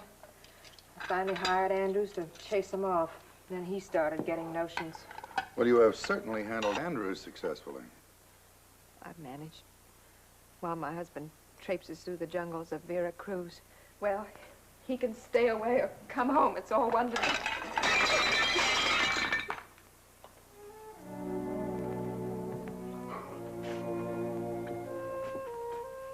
Penelope, sometimes these silly things a man has to do once.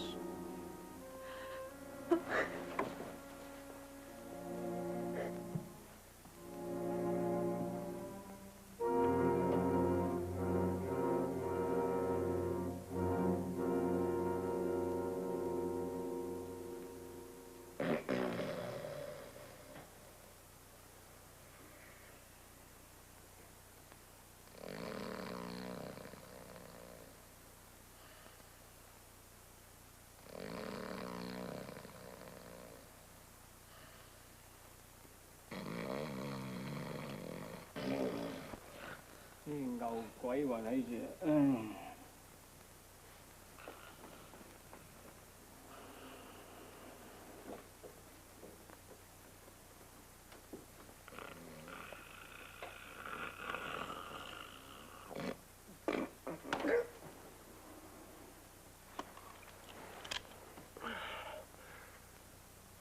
Where am I?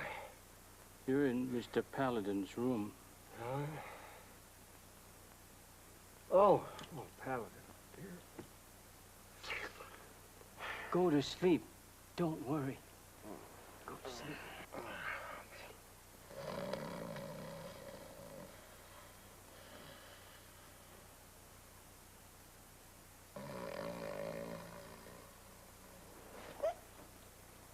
Hey. It's Paladin. Where is he? He go see your wife. Don't worry. My wife.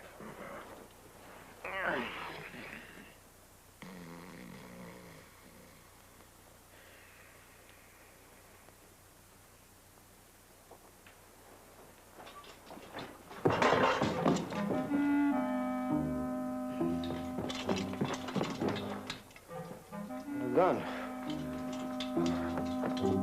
You see my gun? Nope. Well, I'm...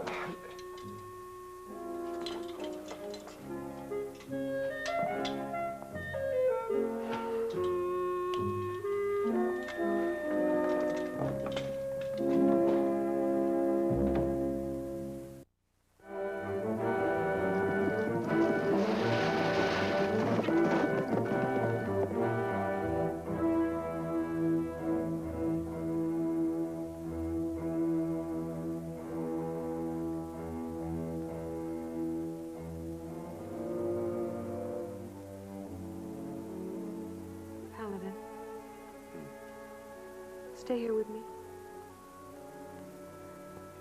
I'm thinking I don't want Oliver back.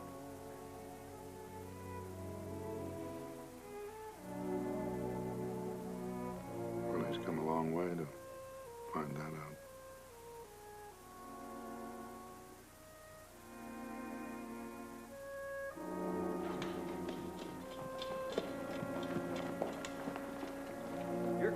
Lacey, ain't you? Yes. Who are you? Just a hired hand, Colonel. I'm sure glad you're here. Huh? Why? Well, sir, well, it's them two in there carrying on like they was... Carrying on?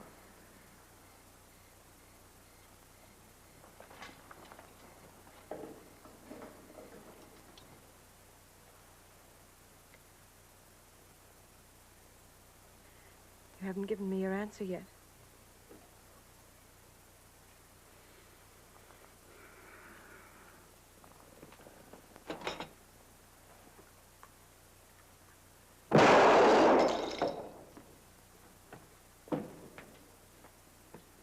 Oliver! No, let him keep that gun. I don't want her running around afterwards saying I didn't kill him in a fair fight. Oliver! I'm gonna count to 3, Romeo. Colonel Lacey. You must have taken me for the world's prize fool. You are bucking for that title. You mean you didn't intend to add her to your collection? Oliver! Colonel Lacey, I can only promise you if you reach for that gun, you will be dead within the second. 1. No, Oliver. Can't you see your wife wants you to stay alive long enough to hear the truth? I know the truth. You boneheaded old fool. Paladin's here for your sake. Well, perhaps it would be a shame to waste a woman like that on a thing like you. Why don't you squeal for mercy? Go on. Because I want her to see just for what she'd break the heart of her wedded husband and him traveling to the ends of the earth for her sake and never looking to another woman. What about me, a woman alone trying to run your ranch? Woman alone? Huh. I ought to thank you for opening my eyes, Paladin. Well, Colonel, if you believe that, the count is 2. 2? Oliver! Oh, never mind, Penelope. It's all right. At least now you can run off with Andrews the way he wanted you to.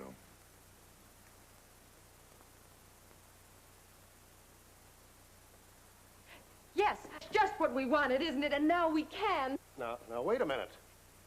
Go on. Save Andrews the trouble of killing you himself.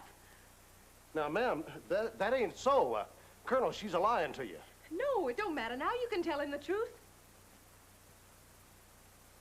Hired hand, you said. Yes, sir, and that's all. I didn't plan nothing like that. I don't care nothing for you. Colonel Lacey, the man doesn't breathe who wouldn't want Penelope. That's true. Yes. I mean, no. Colonel, I swear she's lying to you. I can't stand the sight of her. Now you have gone too far. Now you better take your chance and get. Now you listen to me. You see, your wife just saved your life at the risk of her own. You need any greater proof of her devotion, you're a bigger fool than I think you are, and that would be an achievement.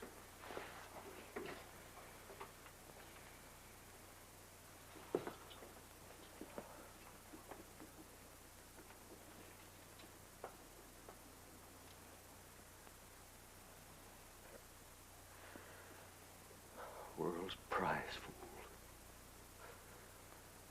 Never a woman born a man as true as my Penelope.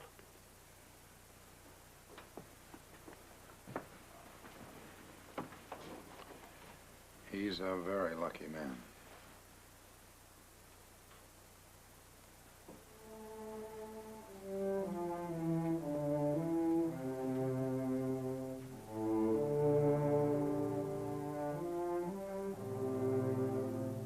A woman of valor, who shall find? For her price is far above rubies. The heart of her husband trusteth her, and he has no lack of gain. She doeth him good and not evil all the days of her life.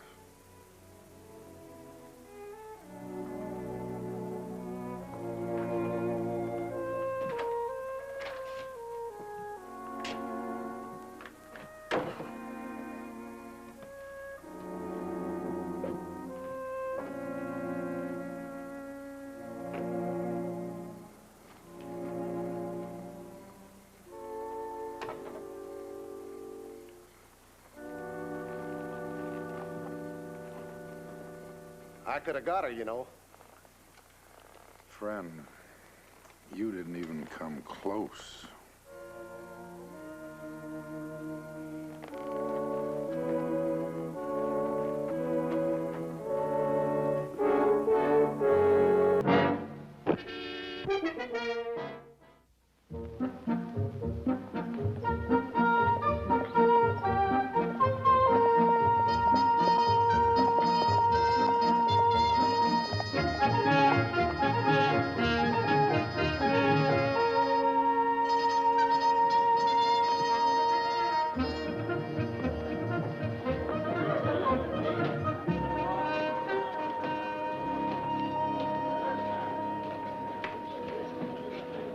Eddie, see that this gent's horse gets taken care of.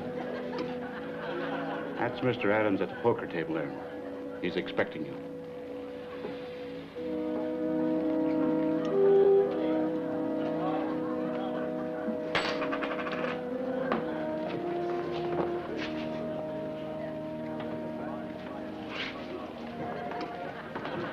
That's all I can find Mr. Adams here?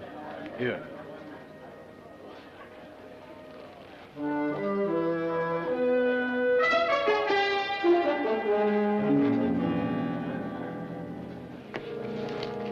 Over here.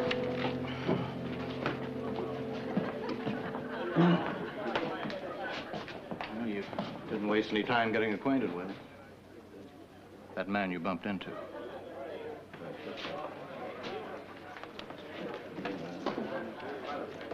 You could have earned your $1,000 right there.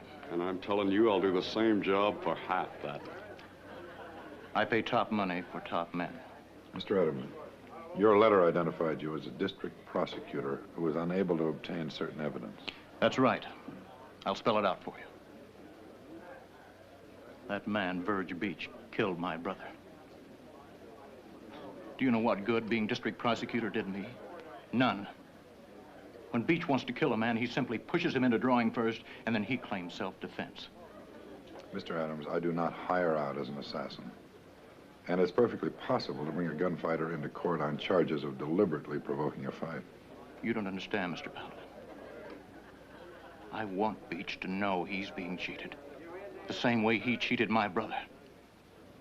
I want him beat before he starts. Trapped and squirming and knowing he's going to die. Mr. Adams, you have made a serious mistake. I am not an executioner.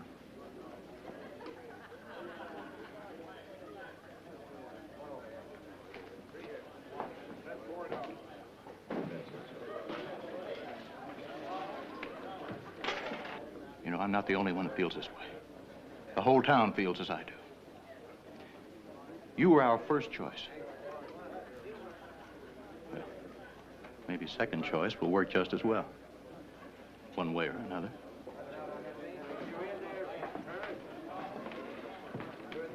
Beach. Turn and get it.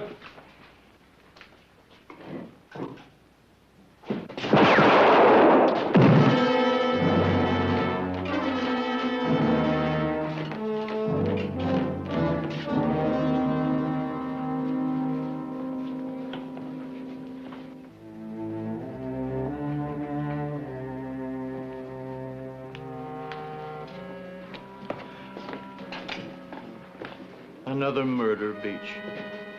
Well, what are you saying? Everybody here saw Haskins with his gun already on.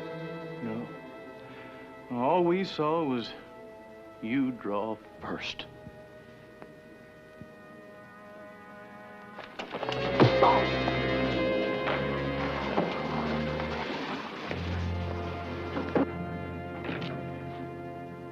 Well, I reckon somebody ought to get the judge.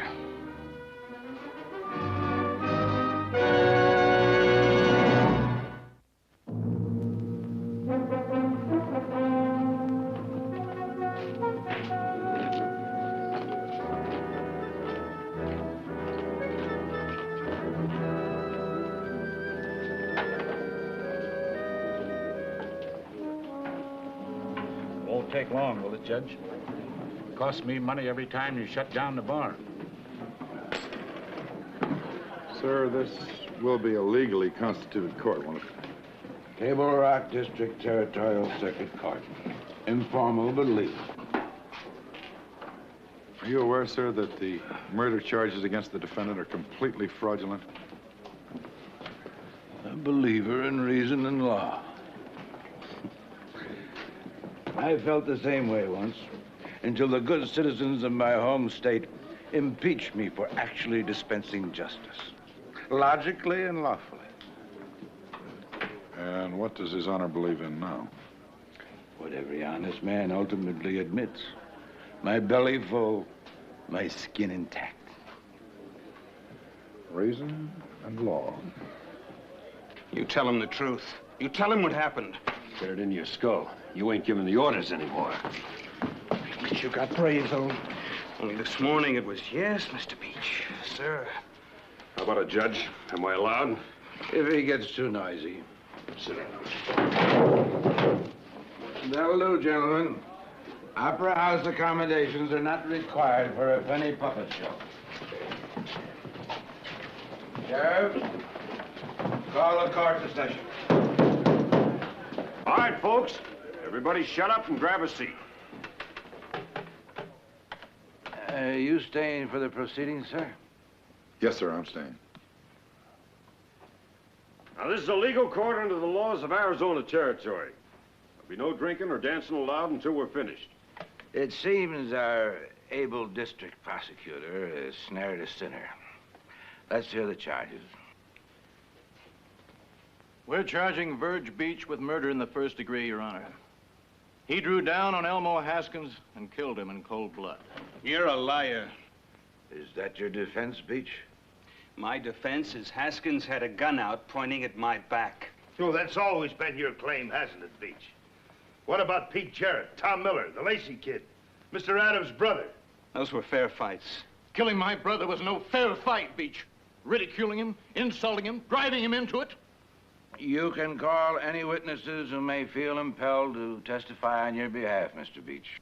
You know blasted well there isn't anyone here who's going to take my side. And call your first witness, prosecutor. If it please the court, may I call your attention to the fact that defense has no counsel? $25 fine for interrupting the proceedings. Well, now, may I also call attention to the laws of this territory which provide that any citizen being tried for a capital offense is entitled to defense counsel. Defense counsel of his own choosing, or he's entitled to have the court appoint the best available defense counsel. Sheriff, take this man into custody. Your Honor, I think you should tell all of these people present that under the rules of Giske versus Territory, the absence of defense counsel not only jeopardizes the legality of these entire proceedings, but it makes every person in this room liable to prosecution.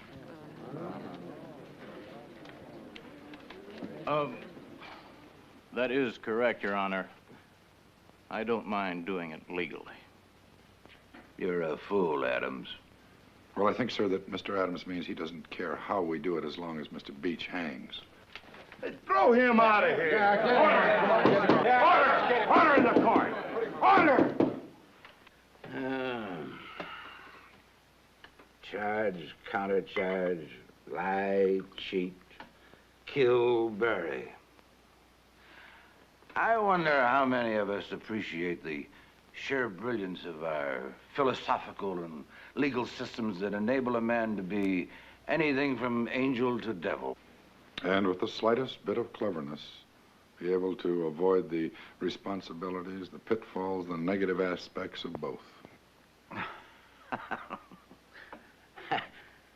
I admire your perceptiveness and wit, Mr. Paladin. But don't doubt for one moment that this public servant is going to give those fine, upstanding, vengeful voters out there exactly what they want. Perhaps, since Mr. Paladin is such an expert on law, he'd be willing to act for the defense, Your Honor. Has it occurred to you that he may even have been waiting for you to suggest that? I accept.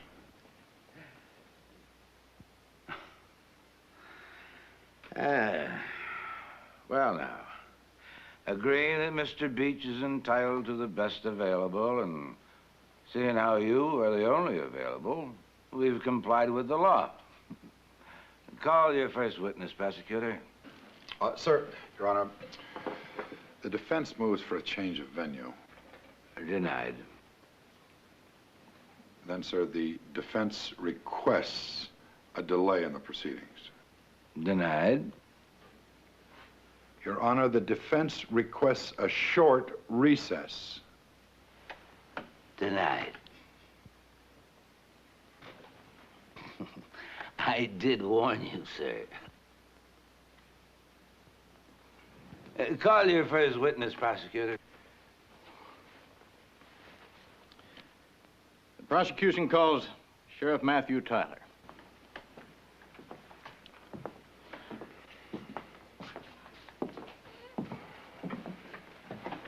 Your Honor, I believe the sheriff might find that chair slightly less comfortable if we complied with the territory statutes requiring witness oaths. Raise your right hand. You solemnly swear to tell the truth, the whole truth, and nothing but the truth, so help you God? I do. Proceed. Just what's in this for you, gunfighter? Well, Mr. Beach, some people might call it justice. You and your words don't make any sense. Well, you better hope I do. Because that's the only thing that'll keep you alive. Tell us what you saw, Sheriff. Well, Beach and Haskins have been arguing all afternoon. That's a stinking lie right off. I never even spoke to him today. Mr. Paladin, now you're the one who insisted we do this by the rules. Yes, sir. Your Honor, I apologize for the conduct of my client. Sit down, Mr. Beach. You make me. Go ahead, Sheriff. Well, Beach there suddenly drew down on Elmo. And you all know how fast Beach is. Elmo didn't even get his gun out. Defendant drew on victim, killed him. Sworn to by your own sheriff. Any cross-examination, Mr. Paladin? Yes, sir. Sheriff, will you repeat your oath of office? What is this? The defense is limited to subjects introduced on direct examination. Well, I'm very grateful to the prosecutor for instructing me.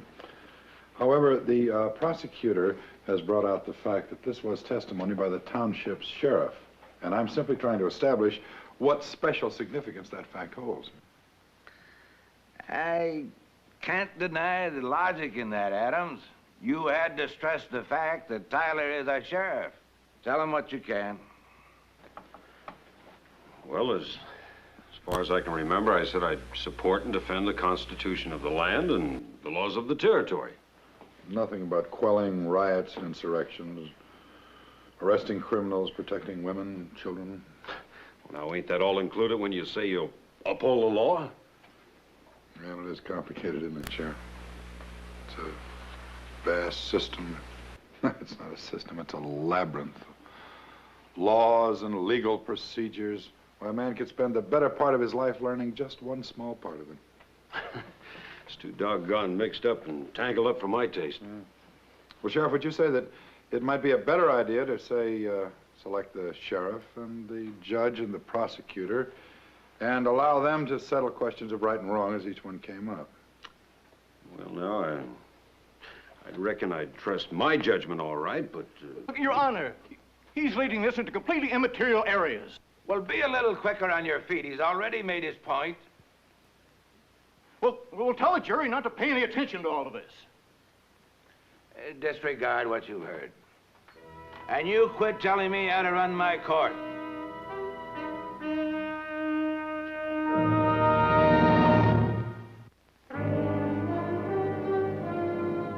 I'm beginning to doubt you even saw the shooting. I was standing less than 10 feet away. Less than 10 feet away? Why didn't you interfere when Haskins drew his gun? He had it out before I could move. The sheriff has just testified that he didn't even draw his gun. Well, Weren't you listening when the sheriff testified? I tried to listen and to get the story straight, but... That's all. No further questions. Now, it is a remarkable facet of our system of jurisprudence. We take a perfectly ordinary chair, just like that one there. We put a supposed thoroughbred in it, and he immediately betrays himself by braying like a jackass. Now, wait a minute, Paladin. You've got no right to make a speech every time you stand up. Sir, I was simply trying to point out that our system of jurisprudence is remarkably efficient. Now, you do agree with that, don't you? I never said I didn't. I'm just complaining that every time you... Sir, I was simply trying to say that our system of jurisprudence, whatever its faults and its lengthy, time-consuming formalities, is still productive, generally speaking, of justice. Or does our learned county prosecutor disagree with that? Aren't you going to keep him in order? Mr. Paladin, I'm cautioning you that this is not an exercise in citizenship. What I'm saying is that it is not necessary for the court or its officers to constantly reaffirm a belief in this country's laws or principles. Mr. Paladin, this is not an elocution platform. The purpose of a trial is simply to determine whether or not the defendant is innocent or guilty. Yes, sir, Your Honor. And any other reason for holding a trial would be hypocrisy.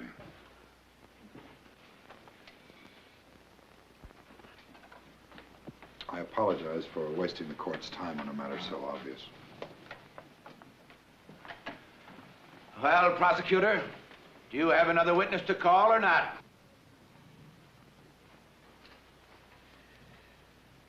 The prosecution calls Thomas Beaker. I saw him sneak out about a minute ago.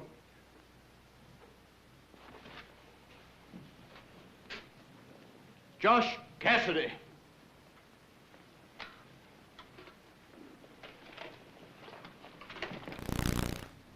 Get up here, Josh.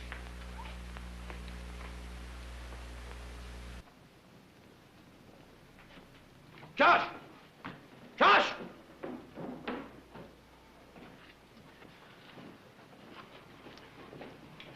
All we need is one person to corroborate the sheriff's testimony. You mean tell the same story? I don't need your help. Well, come on. There were dozens of you willing an hour ago.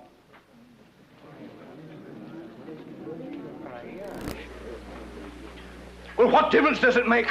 Look, it seems to me you're forgetting the real reason we're holding this trial.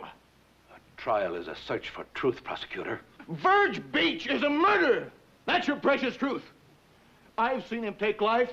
Every man in this room has seen the same. If you must string him up, take him out and do it for something he's actually done. But don't ask me to run a proper court and then whine that the law casts too bright a light for a lynching. Look, I say we have had a fair trial, and it's time for a verdict. Does the prosecution rest? Yes. Mr. Paladin. Your Honor, I believe I've said enough.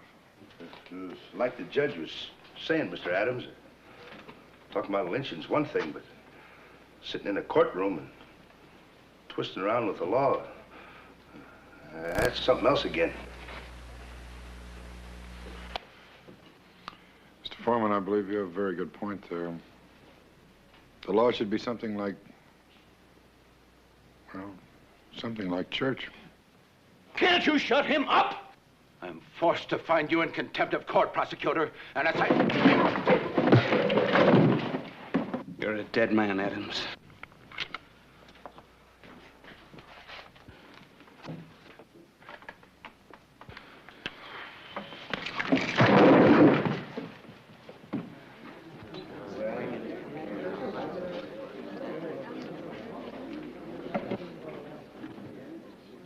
There. You see? He was already pulling the trigger. Now, it didn't matter how many of you behind me the blast got to. Now, when there's a rattler loose in the room, do you debate or do you stomp on it? If it please the court,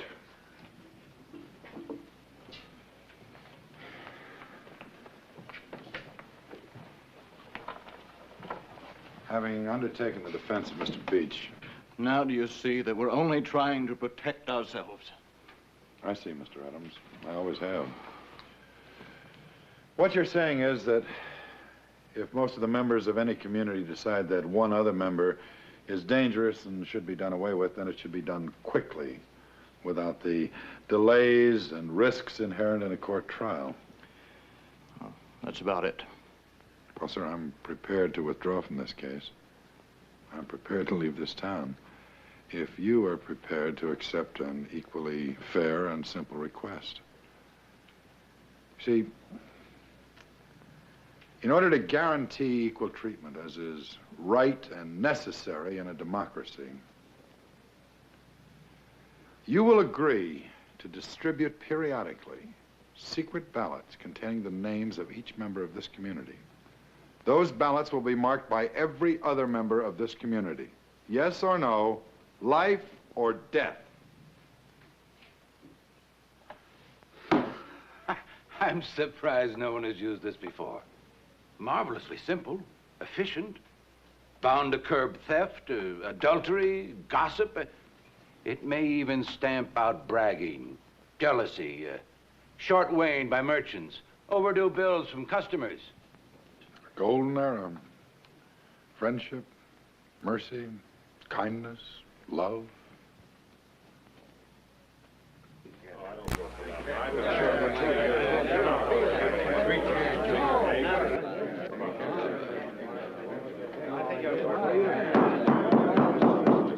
Your Honor, I seem to detect some resistance to innovation.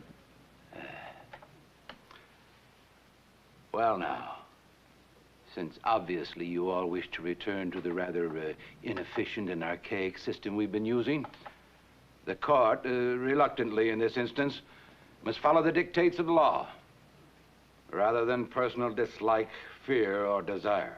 Noting that the testimony offered by the prosecution has been conflicting and without corroboration, the court rules that no prima facie case has been proven and directs the sheriff to release the defendant.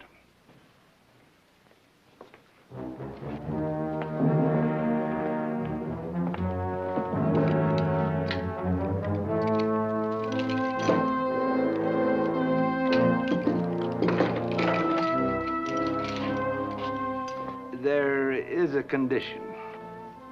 Defendant is herewith enjoined from using firearms in this township, and Mr. Paladin appointed agent of the court in enforcing that order. Court is adjourned.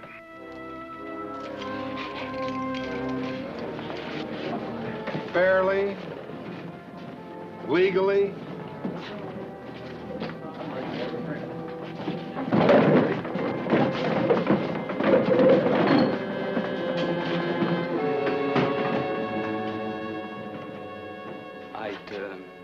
Hate for you to think I'm not the appreciative sort, but the old man did kind of put you in my way.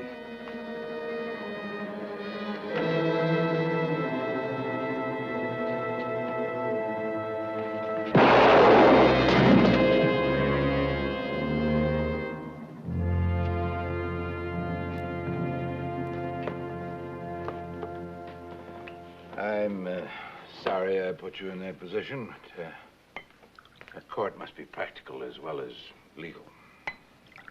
I suppose I understand, Your Honor. Now, on the contempt charge against the prosecutor, I'd appreciate it if you'd fine him exactly $1,000. Are you charging us for killing Beach? No, sir. For defending him.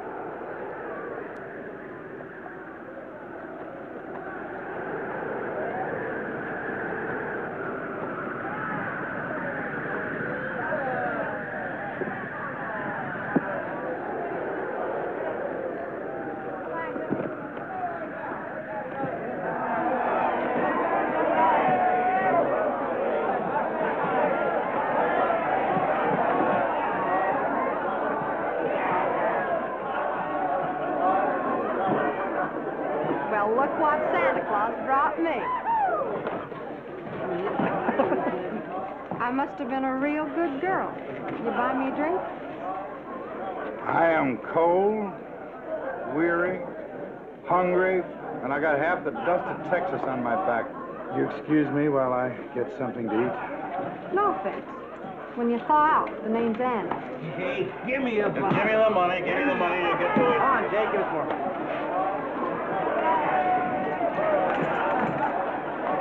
If you're looking for a room, there ain't none. Boys had reserves 2 months ago. Do it every year. They like their holiday. Hot meal will do. That kitchen was cleaned out hours ago. Of course, I could heat you a little stew, but I wouldn't guarantee it. Ain't exactly fresh. A hot meal will do nicely.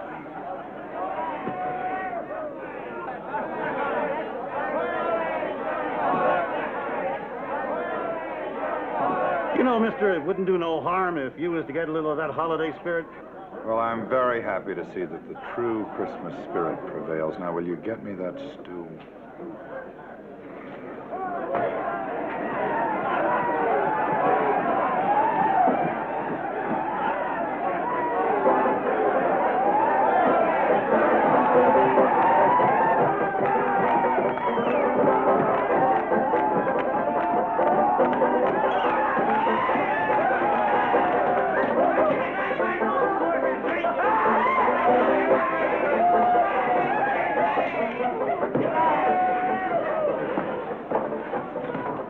Man shouldn't be by himself this night. He's lonesome, mister. Like a little snort to celebrate the occasion.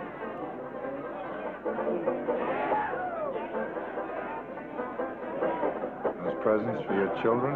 Children? Oh, I ain't got no kids. They're all grown up and gone.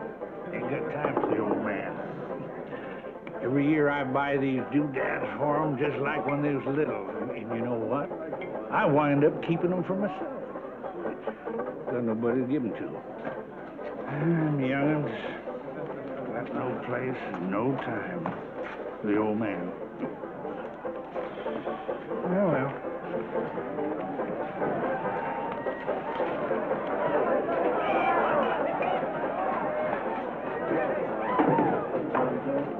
All I can say about that stew is it's hot. Mister?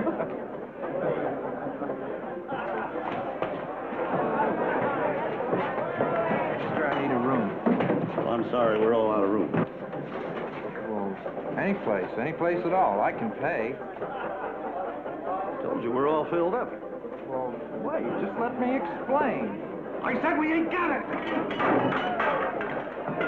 Well, I am sorry my stew got in your way. I'm sorry he doesn't have a room for you. I'm sorry he also doesn't have a room for me. You get me another plate of that stew.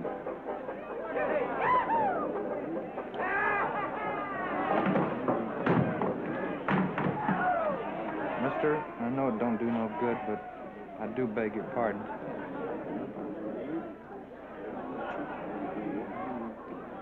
Son, you're probably just as tired, as cold, and as hungry as I am. You sit down, all I can tell you is the stew is hot. Well, I couldn't eat right now. Well, thanks anyway. Hey, mister. Bet you $5 you can't do this.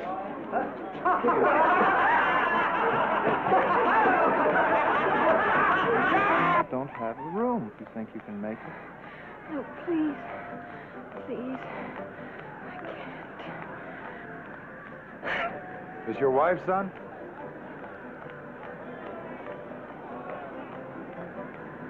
You bring her on inside. Get her a room.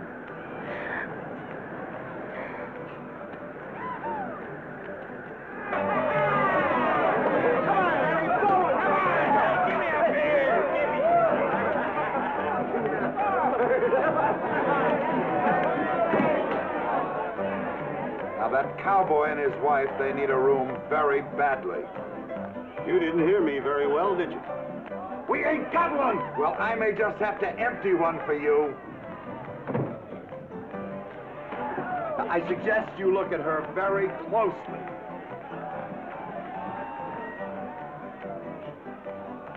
Not in here, she don't.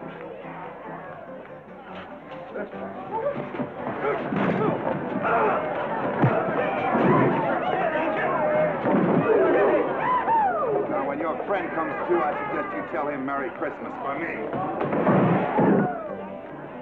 All right? She's not gonna have that baby in the street. Just who do you think you are? You come in here throwing your weight around, you...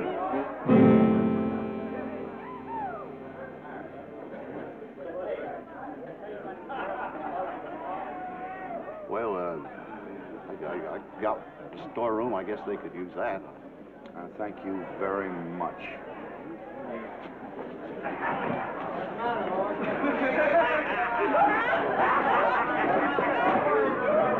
Get out of there. Get out of the way.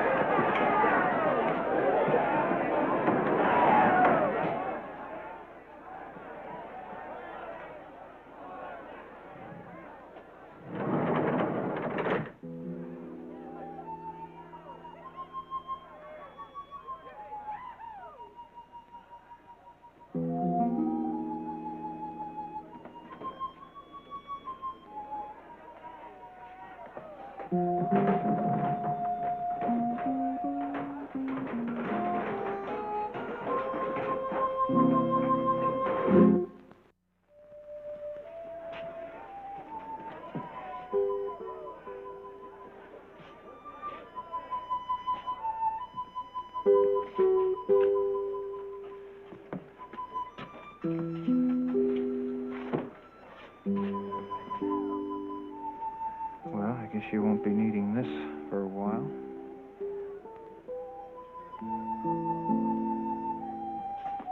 Mister?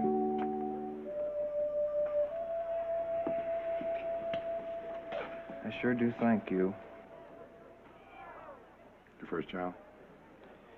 Yeah, we've prayed for this, and now I'm afraid. She's not very strong. We thought we had more time, but I guess these things were decided somewhere else. You stay with her. Yeah.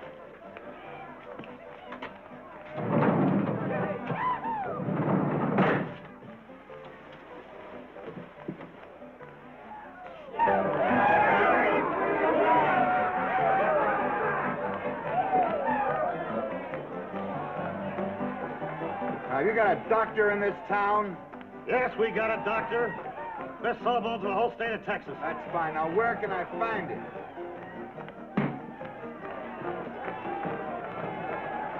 Come on.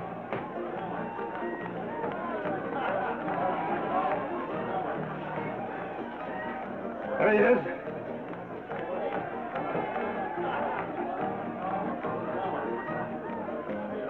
All year long, he doesn't touch a drop. Then, that was holiday vacation, he calls it. You can't blame a man just once a year. Well, how much coffee will it take? You can pour coffee into him until you're blue. Won't do no good. It's not even due to move for another day. We just prop him up here and then we wait. Hasn't anybody ever needed him while he was on vacation? Well, once. And? Man died. You can't get Doc back from his vacation before it's over. Well, I'm just gonna try.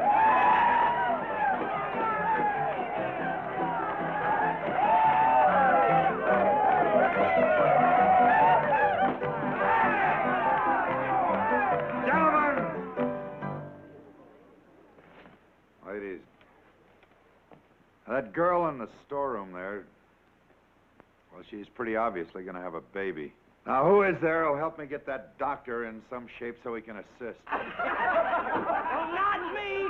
There ain't a milder jet in all of Texas except when he's got a slew full. And besides, Doc's on his annual time wonder.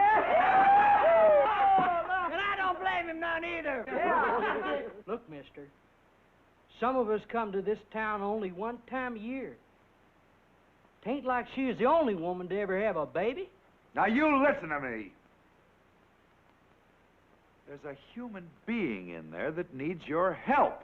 She'll live without it. And if she dies, She won't be the first woman ever done that, neither. friend, in just a few minutes, you could be sleeping a lot more soundly than your doctor. Now, you looky here, mister. Most men don't talk to me that way. Well, I'm not most men.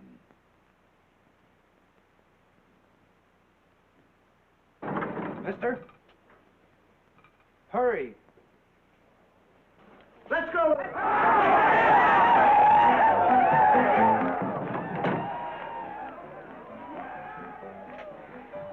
Pain's bad now. What are we gonna do? It'll be all right. You try not to be afraid? I'm not afraid. It's a good thing that's happening to me. Well, it's not a very good place for it to happen.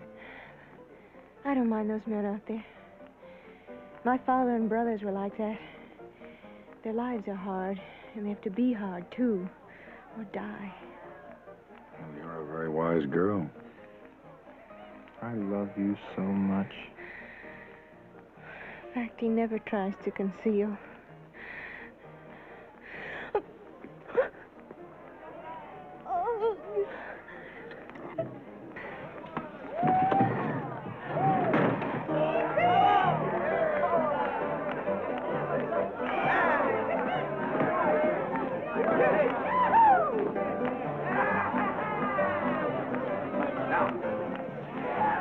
Now what?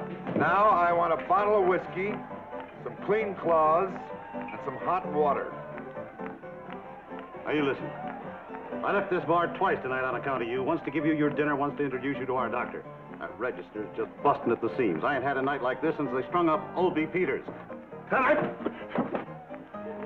Now, the good Lord gave you two hands. One to take with and one to give with, and you'd better start giving.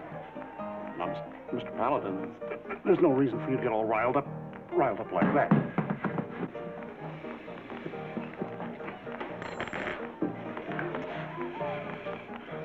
That's for the hot water.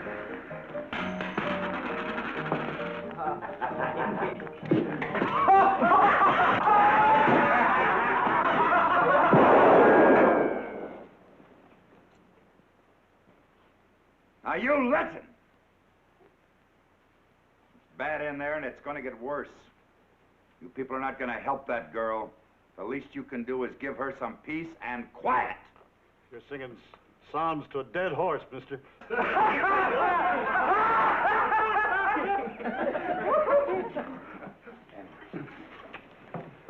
Annie, I need you. I had a feeling you'd change your mind, honey. That girl in there needs you. Not me. Are you a woman? You ought to know what she's going through.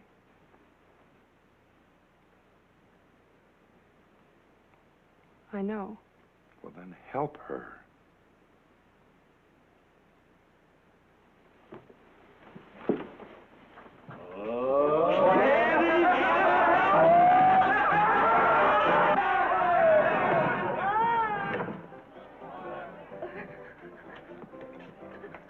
Here.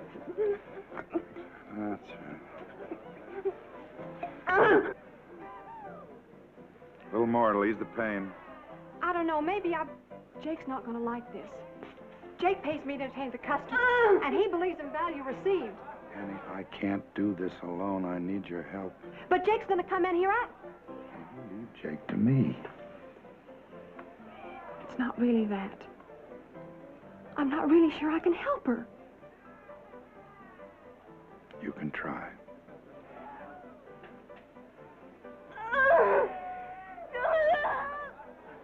Yes. I can try. Angels can do no more. Don't worry, honey. Come on, now take my hands and squeeze just as hard as you want. Now, I won't mind.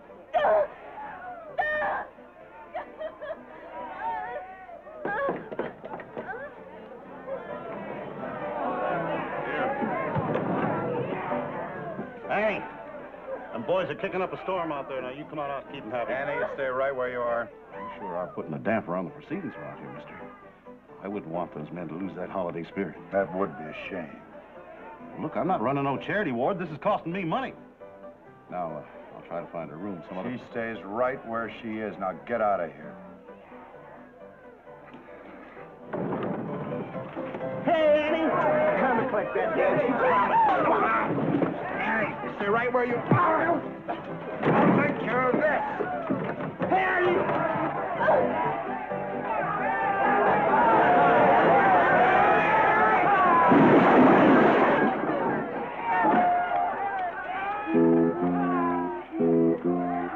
Well, I didn't know you were sweet on Annie.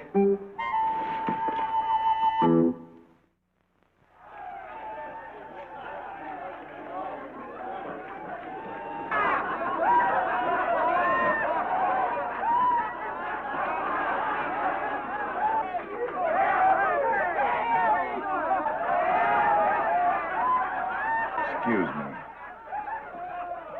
Yeah, put that over the window when you get time. I'd like to shake your hand, mister. Anybody can take care of Harry Belden like that's all right with us. I wonder how many of you have read the Gospel of Luke. What are you getting at? Well, it might interest you. It tells the true story of Christmas. Your halo's on too tight, mister. We're having a little fun, that's all. Fun. There's a woman in that other room fighting for her life. You people out here behaving like a pack of animals. What kind of fun are you having? What do you mean? Please, listen to me now. This is no time to be fighting. Don't you know that in just a few more minutes it'll be Christmas? Oh, man, I know how you feel, but the rest of you, what difference could that possibly make to you? Who do you think you are, mister? Busting in here, insulting us, throwing your weight around? Now, you either apologize, or we're gonna have to teach you some manners.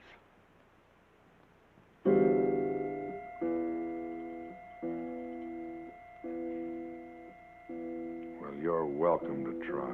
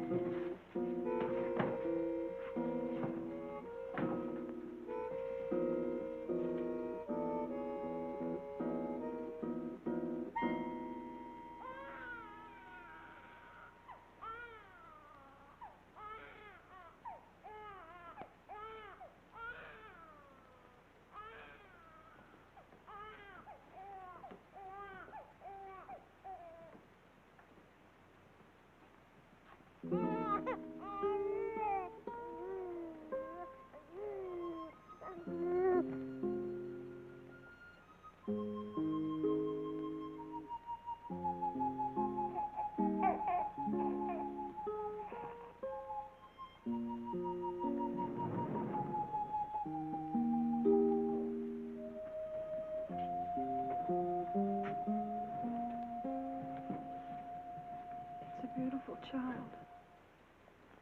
That's a boy. I promised you a son. Did you doubt me? No.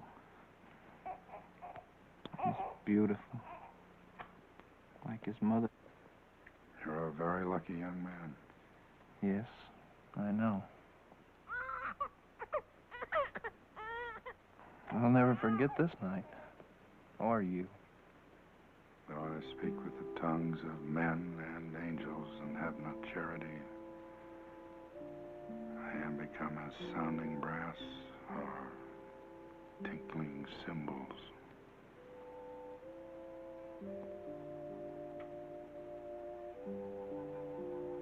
Tears, Annie.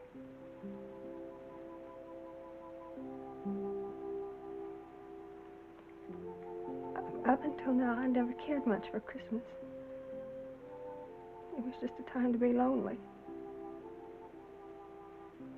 But when I put that baby in her arms, it was like I gave her something.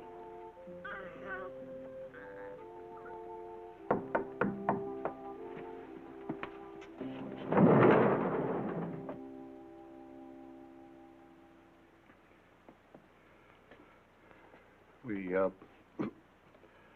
all of us, we got to thinking about what you said out there. And we wanted to do something. It's not very much. We'd like to have them have it, though.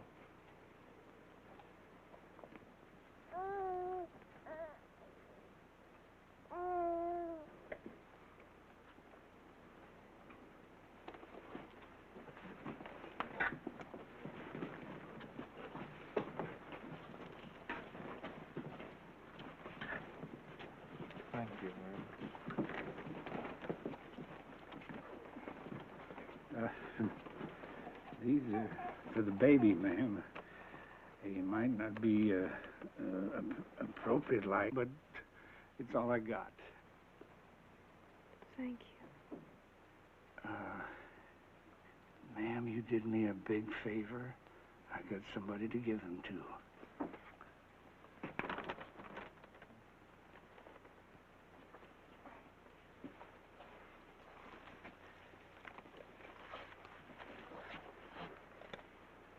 Innkeeper, will you send my jacket on to the Carlton Hotel in San Francisco?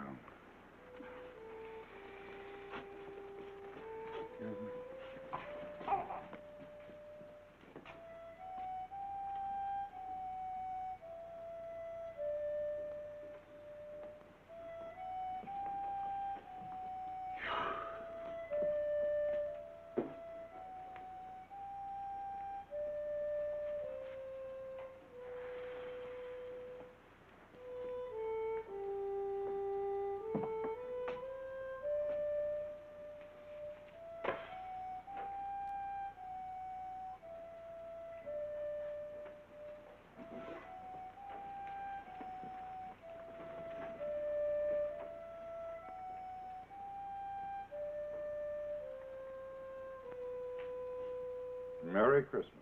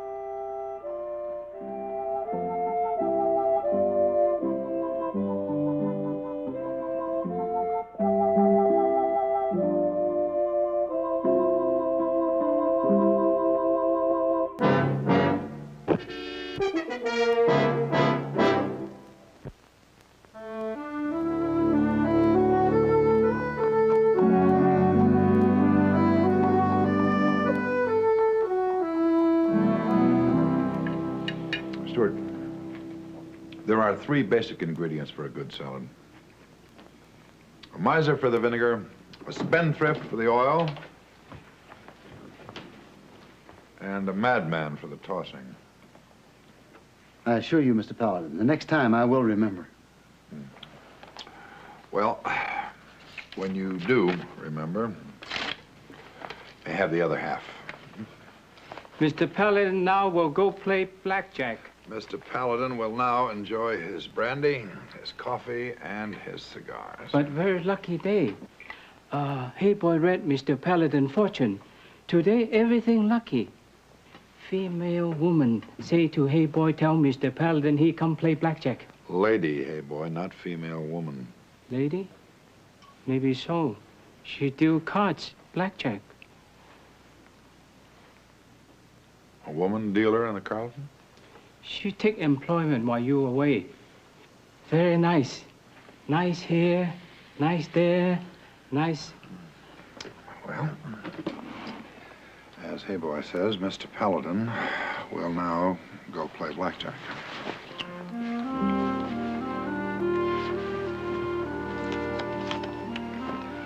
Thank you, sir.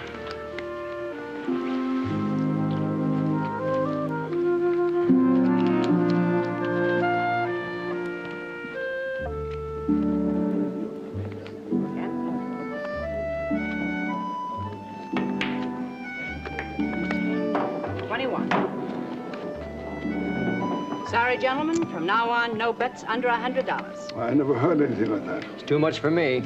Sorry.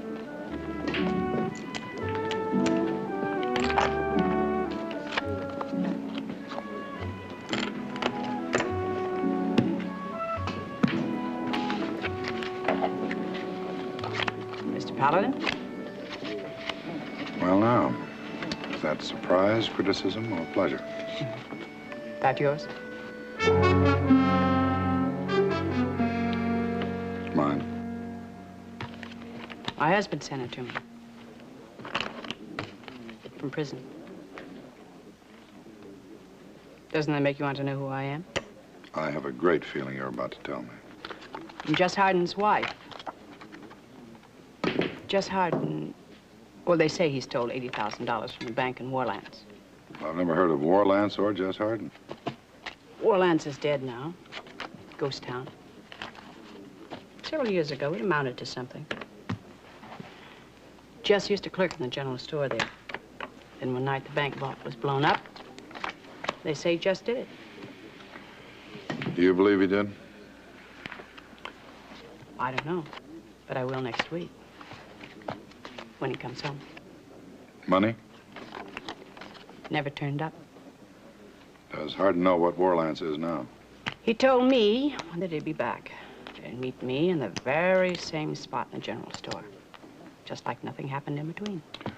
Well, now, if Harden did steal that money, there'll be a lot of people who believe it's hidden in Warlance or close by. Mm-hmm. They'll be waiting for Jess, too. I need somebody on my side. And this, I take it, is your offer for my services. Are you accepting? Well, if I weren't, I should have protested your method of dealing some moments ago.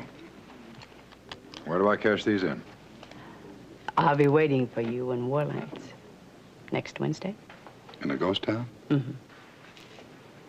I'll take the cash.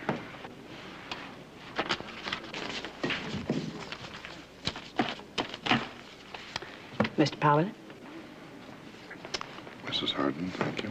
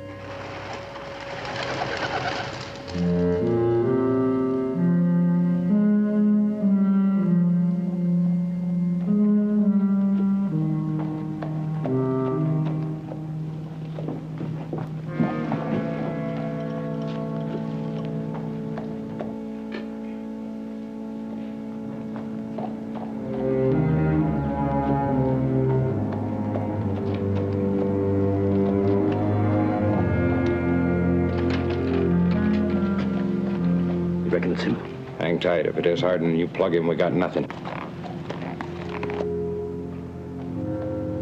We got his woman. She might not know where the money is.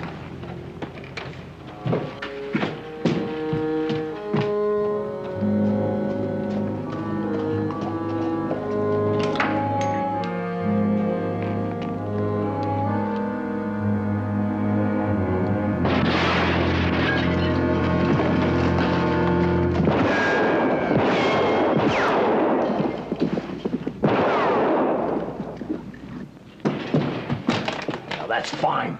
You just told him there's some real friendly folks in here. Yeah, well, his jumping that way made me nervous.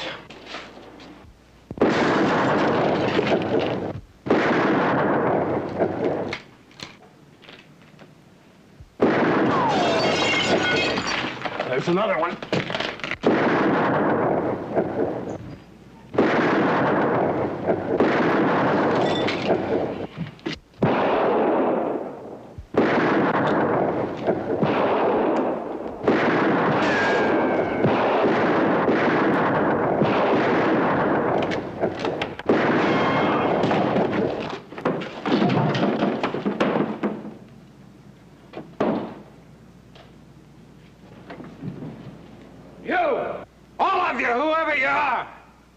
We got squatters' rights on Jess Harden.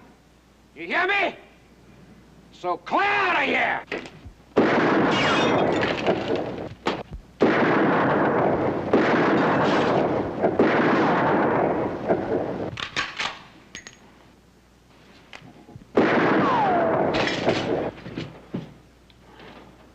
I get my hands on you, you ornery female, you wish a bullet got you first! Break every foot!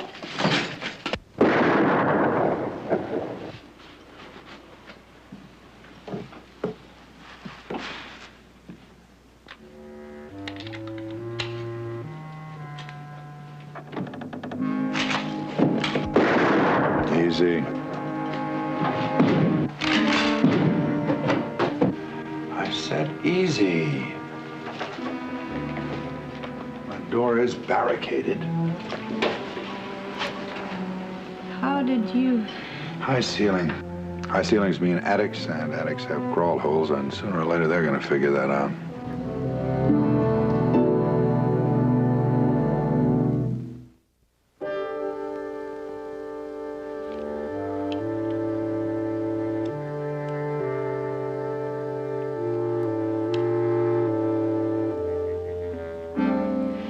Well, all those happy warriors waiting for Jess Harden to lead them to the pot of gold.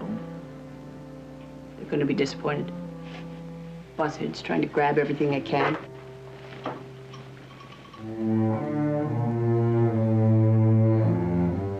That one out there in the street? No.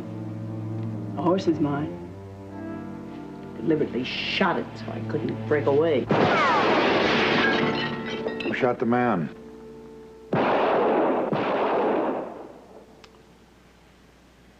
You're very interesting. So are you. I paid $1,000 for the hire of that gun, but you don't seem ready to use it.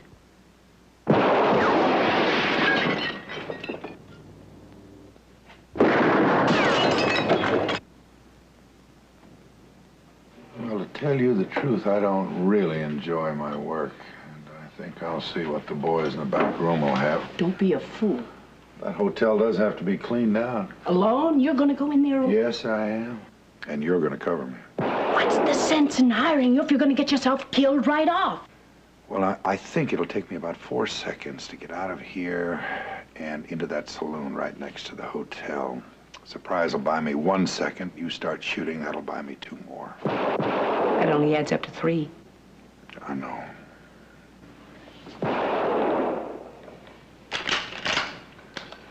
Ready.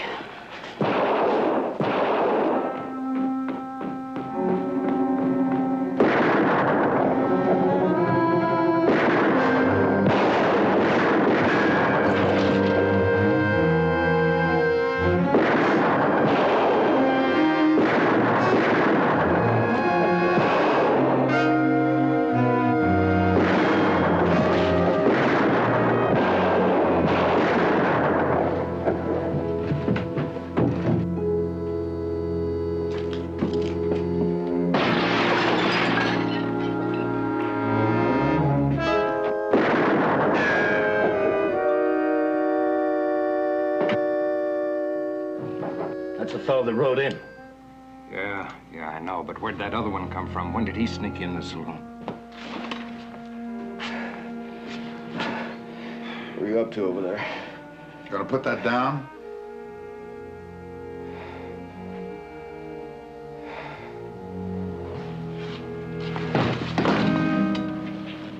this make you feel too easy. I still want to know what you were doing over there. Well, let's say the parting was less than friendly. Pretty woman. You talked to her? I should have talked less and listened more. This Hardin's $80,000. Sure repopulating this town. I wouldn't want that money to end up in anybody's hands who didn't know how to spend it. Yeah. I'm still able.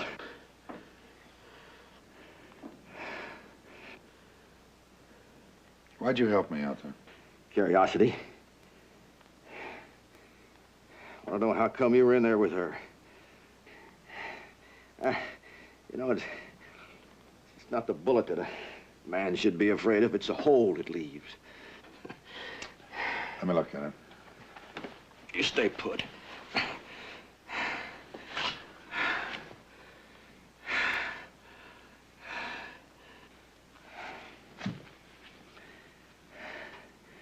Iron cuffs.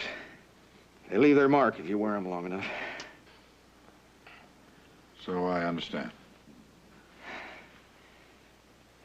Sure, this cell was just Hardin once. That's how I know about this party. I don't suppose there's any whiskey left in this place. Have a look.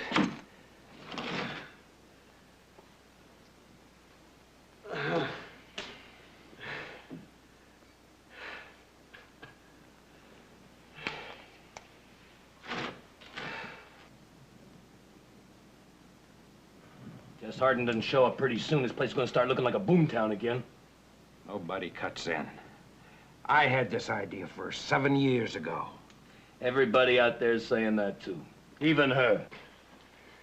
You ready for this?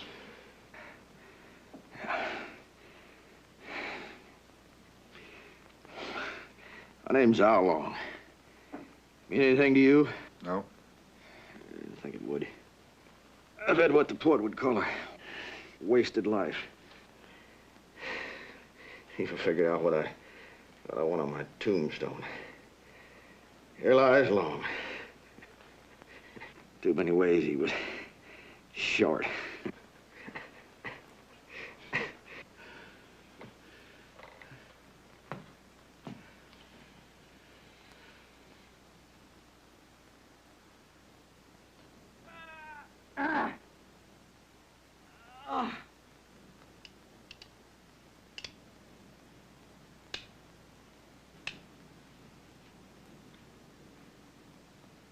Should have rushed that female yesterday when we were still the only ones in town. Hardin shows up, he'd be pie. Just pie to deal with. We had a gun against her pretty head. You keep flapping about when Hardin shows up. What happens if he don't show up? I give you 2 good reasons why Hardin is gonna show up. Number 1, his wife's here. Number 2, that means the money's here. Half the Western Territory's here, too. You listen to me in the first place. We'd be moseying around down there before Hardin comes in. See to it we ain't got no sudden partners hanging on our coattails. I waited a long time for this gold strike, Corbin. 7 years. Ever since I heard he first got sent up.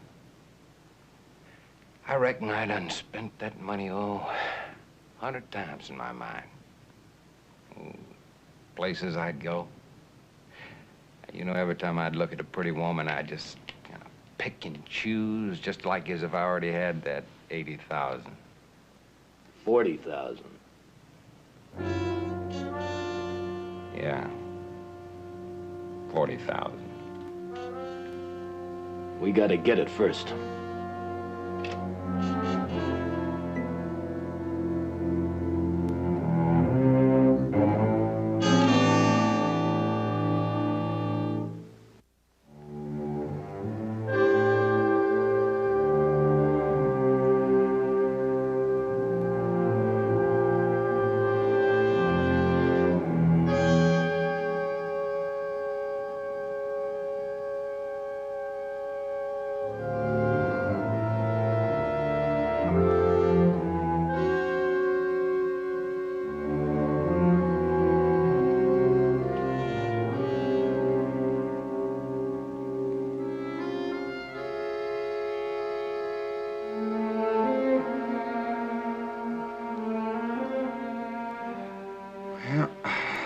just about the best I can do for now.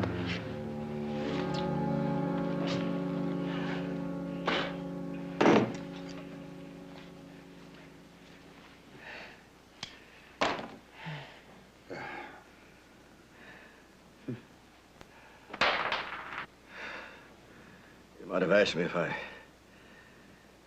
wanted that for a watch fob. I'm sorry. Would you like it? No, I guess it don't make any difference. Every man's got to die sooner or later. And some men die both ways. Yeah. Prison taught me that.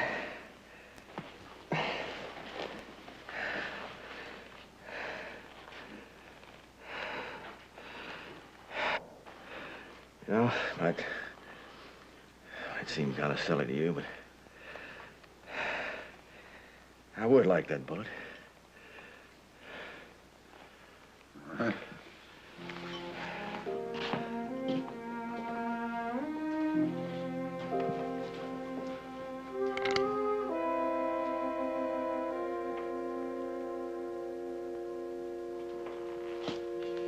Your gun, mister.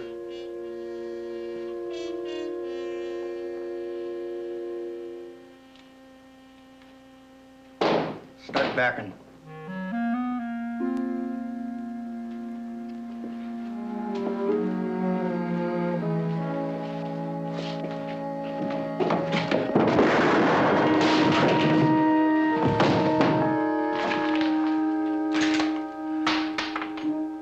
You one of them that was shooting at my wife, wasn't you? That's right, Hardin. Step aside, mister.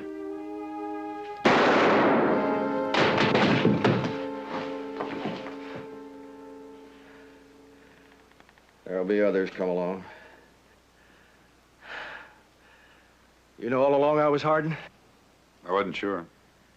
I left this town a 2-bit store clerk.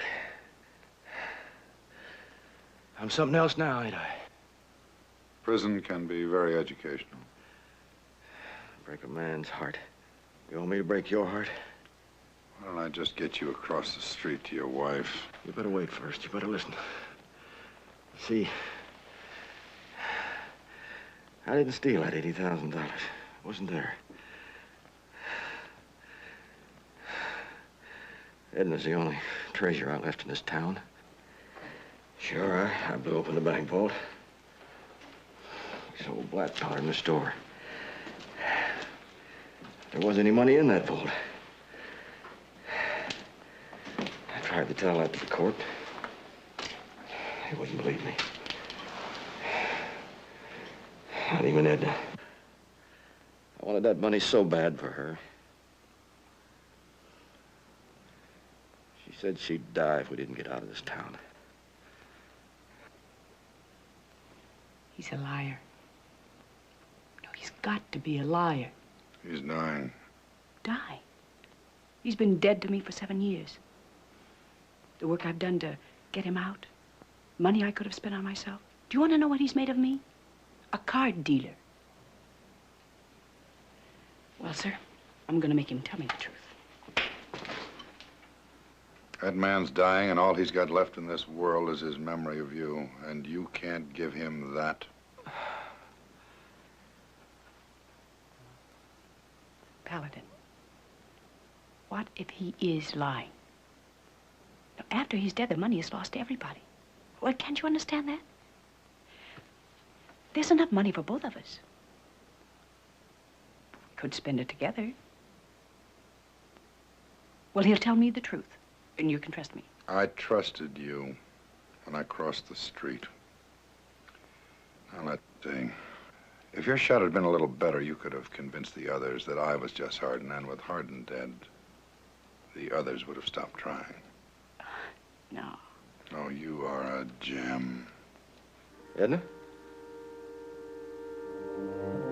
Edna?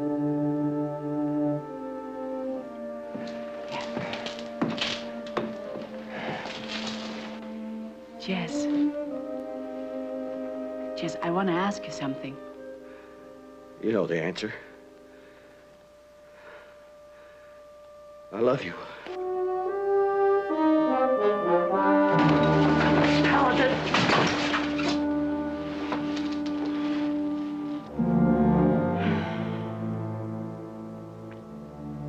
isn't fair.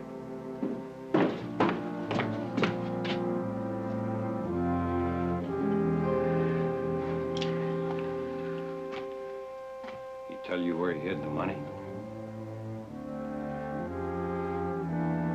No, not me. Of course, she'd be the one he'd tell. Now you heard him. Well, there isn't any money. Now, I'm going to tell you something, Miss Hardin. You're a liar. Because you're the only one he would tell the truth to. And I just want you to know, I'm sticking to your heels like a leech until you decide to cut me in. Now, sir, this lady might hold out for a very long time. I don't care if it's another 7 years. Now you tell him the truth. Mrs. Hardin, I did tell him the truth.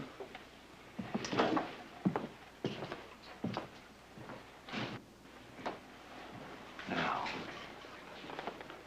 you just better learn to like looking at this face. Because every time you turn around, I'm gonna be there.